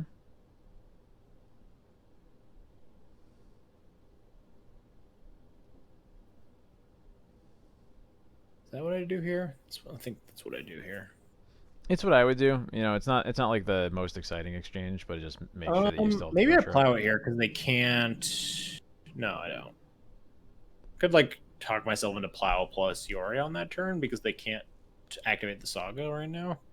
Mm, Although that dies to crop rotation, so that's probably why I didn't. yes, yeah. Crop rotation for For Yavimaya. Yavimaya, I'm and then just you're like dead. Yeah, always very aware of when and how you can get laged in this matchup. yep. Because and that's I think that's like a big part of it. It's just Yeah. you know always recognize when you can die to Lage, play around it as best as you can, and then the fair part of their game is is easy enough to deal with, especially when you just keep top decking Solitudes because you're good at the game. Yeah. So I'm feeling pretty good here. We can't really have a profitable attack, but they have to eventually take a turn off of making contracts to turn this stage into a not saga. Mm-hmm. So we can just obliterate them with Yori on this turn, and we still have like plow back up, and they're at a relatively low life total. We need to flicker everything, and then this vial's about to go to 5. Yep. It's actually one of their diamonds. Doesn't really matter, but clear their board. Makes the construct smaller at least. Yeah. Mm-hmm. They gain less life because we exile the Mox Diamond first, and then I think Moto breaks here because that Mox Diamond definitely isn't in play. Yep. Yep. The Classic. illusion token shouldn't be either, right? Yes, I also killed the illusion token. Yeah. I think they concede about here. Yeah, there we go. Oh, they did actually concede here. Yeah, that Yes, makes sense. they're actually dead. Yeah. Yep. And then you Say in chat, GG's. and then you've won the Talk tournament. about yes, and I win the entire tournament, losing my one match to Doomsday. What As is a the match fate to of lose. every Death and Taxes player. Yeah. So now we go back to this list. I think a question that might be on some people's minds is, can you believe you said GG's when it wasn't GG's? Yeah, of course. It was BG's. Um, Well, there were actually some pretty good games there. yeah, I think it's hard for games against depths to not be at least somewhat cool, even if sometimes you just draw solitudes Yeah, against them. I was just really good at drawing a bunch of removal spells against Depths. Yep. That day, and also neither of my Depths opponents were packing Sylvan Safekeeper, so Thank goodness. very good. Although the grist from that finals list is a little scary, but definitely less scary than Safekeeper, that's for sure. Yeah. So after winning a tournament, the immediate question everybody wants to ask is, what would you change about the list? Is there anything about this list that you felt like wasn't quite what you wanted it to be? Any particular cards that you really want to find room for? Anything you've thought of in that vein since taking on the tournament? So I kind of want a Timeless Dragon in this deck, but I also don't want to cut any of those cards, so I probably just won't put one in. Mm-hmm. But in that vein, I do kind of want to like iterate on the mana base a little bit. I think maybe you want like 19th Black Source or something, 14th fetch. Maybe you don't want 4 scrublands. You could like play more fetches. Again, like I said at the start of the stream, I don't know how to make a mana base. Yeah, I don't either. Just mostly kind of playing it by ear. I've never once run out of fetchables, so I don't feel that uncomfortable shaving down a little bit on fetchables.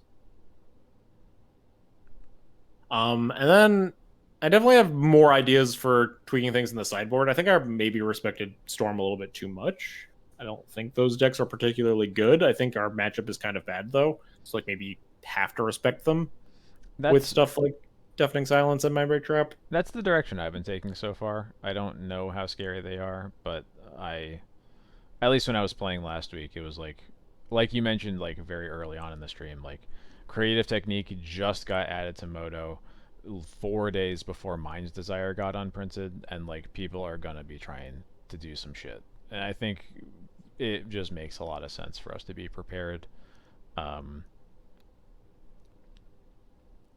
even if there's just a decent chance you just don't see him, because it would suck to see him and then just have nothing. Yeah, it's definitely one of your worst matchups. I think you want to be prepared for it. To answer Toast question, 3 Leyline, 1 Fairy. Well, if you look at our main deck Toast, you see this card Recruiter of the Guard in it. And if you look at Leyline of the Void, you'll see that it's not a creature that has 2 or less toughness. So you can't actually put it into your hand. Fairy Macabre, on the other hand, actually is a 2/2. Less sarcastic for people that aren't Toast. The comparison is not 3 Leyline, 1 Fairy. Why are you doing this? It's 1 Fairy is your Containment Priest. Yeah. Because I always kind of want a recruitable graveyard piece that isn't Lion Sash. Lion Sash is super slow.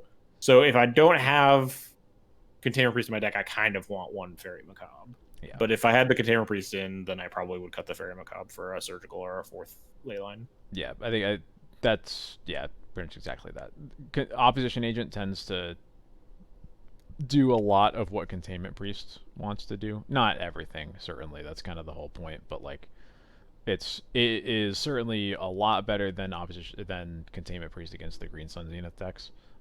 Yes, which is a big one. So I felt less pressure to have Containment Priest in the list, but then I kind of wanted a piece of graveyard hate still, so hence the Fairy Macabre.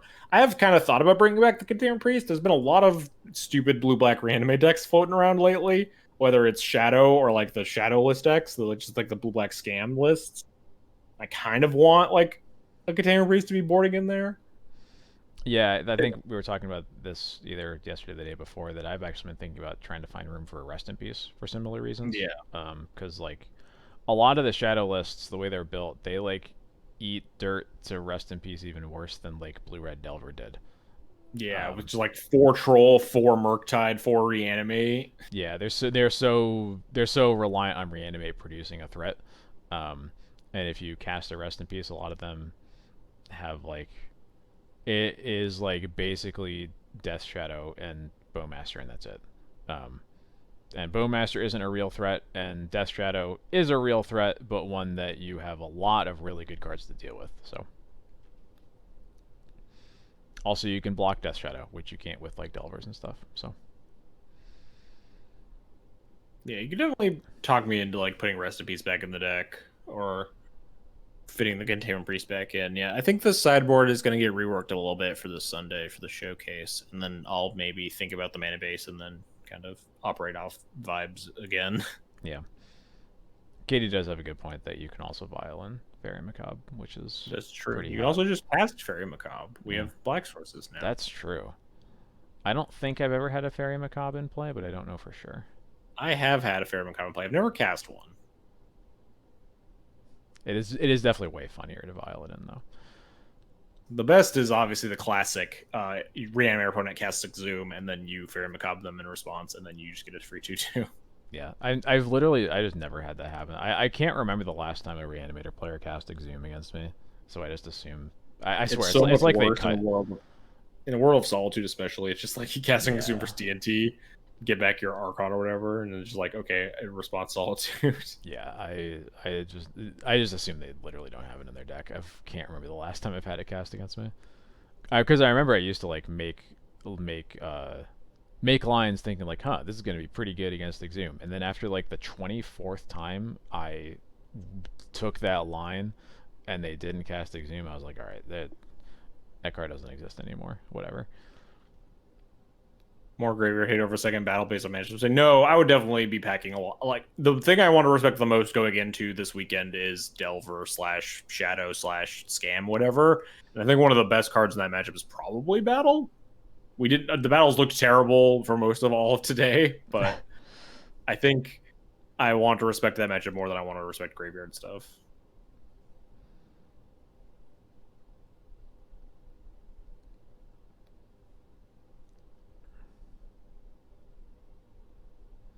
Yeah, the issue is that you can cut the silences, the mind break traps or whatever, get a little greedy, and then you play against like Test round 1 or whatever and you get obliterated. It's like sometimes you kind of have to respect the bad decks a little bit when you're playing a deck like Death and Taxes, because your good matchups are good and plentiful enough in the upper brackets that you just kind of need to wade through the shit first. Yeah. That is always the scary part about playing playing in a tournament like that. We are a 4 Thoughtseize 4 Thalia deck now, so like maybe those matchups are a little bit more winnable. Yeah, they might be. At least you have like something to do on the play and nothing else. Yeah. It used to just be like, "What are you doing? I don't know. I'll play Vile," and then they like cast a Chromox, and you're like, "Oh well, fuck, all right." I don't think I would cut Leylines. I think Leylines like the best graveyard to hate. Especially, I guess the other thing is the big thing that I totally forgot to mention right now is that I've been thinking about like the greedy Magus micro splash again, because lands is like really fucking scary with this deck. Mm-hmm. This deck is not very well positioned to beat lands, and I think that deck is also pretty good going into this weekend. So it's possible you can do the like one plateau Magus sideboard playing again. There's not a lot else. It's just I really fucking wish we had Canoptic Scarab Storm on mode. God damn it. Yeah, it always comes back to that, right? Because that card is good against literally everything we're talking about. Yeah, that card's good against Shadow and Scam, whatever. The scam list I've been seeing are never fucking beating a Canoptic Scarab Storm to save their lives. They're not even on like the sideboard Plague Engineers like some of the Shadow decks are. Just like Scarab Storm's good against lands. Just Okay, what? Isn't the new Fox just Banisher Priest with Flash? The card sucks. What's the name? I don't know what card we're talking about. I don't know. Just look up Eldraine spoilers. It's probably pretty recent. That's true. It's O-Ring? No shot that thing kills permanents. That thing has to kill creatures. No shot that thing just O-Rings anything. Yeah, target non-Fox creature. Yeah, this card's unplayable. This is just Banisher Priest with Flash. Yeah, this card sucks. I'm sorry. Elf Fox Knight? Why is it an elf? That's a good question. Why is it an elf? Did Violet write that? Maybe. Werewolf girlfriend. Yeah, this card sucks. Yeah, I'm sorry to say. It's got like the bad Banisher Priest text too. You don't get to do like shenanigans. It'd be cool if it was like 2 white, destroy target creature, gain 2 life, or exile target creature, gain 2 life. Yeah. You like sack it with the trigger on the stack, but no, we can't have fun. No. Backless internet. Yeah, it's my internet. Can you hear me now? Got it. Yes. Yeah. It's weird. I swear, every time it's like only my upload that's stopping. My download is fine. It's weird. Why have sacrifice text? I think it's because it can like save your own creatures. Yeah. Sacrifice it, like bring that card back. Yeah, I think that's the idea. It's like you get to save your own stuff, but you don't want to have another card to like, yeah. I don't know. It's cute, I guess, but nah, I'm not into it. Yeah.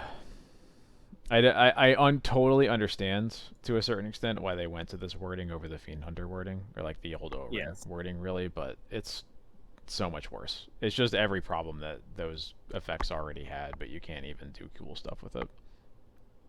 Did I consider Jarina Dauntless? Is this the Tormod script thing? No, that card's bad. Don't play that card. Yeah. Yeah, it's the Tormod script. Yeah. Don't play it. There's like nothing good about this card. This card's not interesting at all. ETB Tormod script is not a very playable effect. Scarab Storm is not playable because it is a Tormod script. It's playable because it's an army in a can that happens to Tormod script them. Yeah. Have we talked about the new game objects? Oh, we're talking about the these that didn't help. Never mind.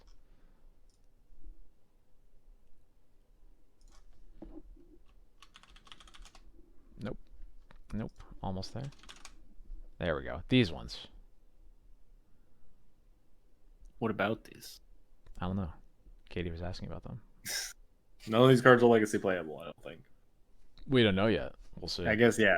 There could be a legacy playable role card at some point.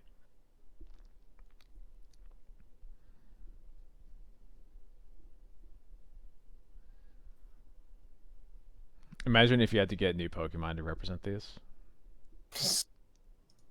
If there's a white card that could put the cursed roll on your opponent's creatures at a reasonable rate, then No, never mind. That still sucks. You can't curse a Murktide. Well, you can, but it doesn't do a lot. Oh yeah, you can only you You can't give it even, -2, -2. yeah. Never mind. Yeah, none of these are ever going to be playable.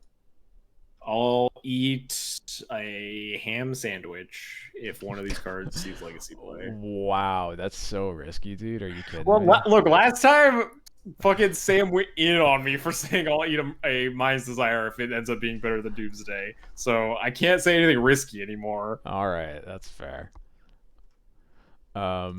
Anyway, I was potentially going to play a league with that list, but unfortunately, it's a little bit too late to do that at this point. Yeah. So These recaps always go longer than I think they'll go. yeah, every time it's like, how long could we really talk about these recordings? It's like 10 matches. Like I recorded all the stuff in like an hour and a half. Like, right? It turns out it takes a long time.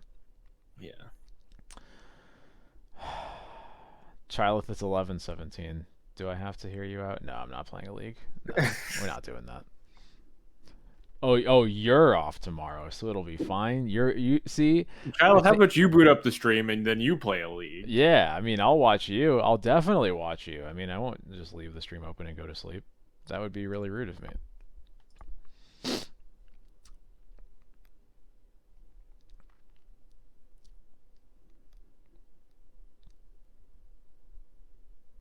All right, we can. All right, yeah. So I think we are gonna shut down the stream. Thank you everybody for coming by and watching this all. 1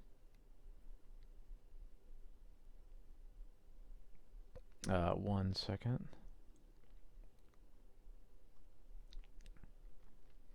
Okay. Oh wait, Katie does have a good point though.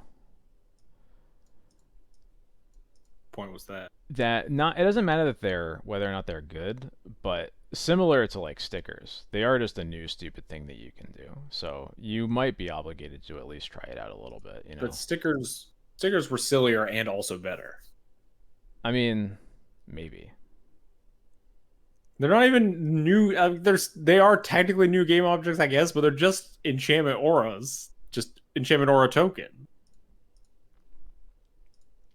That's fair. Anyway. So yeah, gonna shut down the stream. Thank you so much everybody for coming by and watching this review of xJCloud's Challenge Win with Black White Texas. Thank you so much for coming by. As always, I stream every Thursday at 8 p.m. Eastern. You'll actually watch me playing some games next week, hopefully. And until I win the showcase, we do another. Oh god, the backlog. But yes, wish JR luck in the showcase this upcoming weekend. We'll see what list he plays then. Maybe I'll copy it for next week. We'll see. But until then, I hope you all have a very good night. Thanks for coming by and our materials. Thank you everybody. Whether you are a new viewer or a recurring one, I appreciate that you want to watch me of all people, regardless. So. Thank you very much, and I will catch you all next Thursday. Have a good night.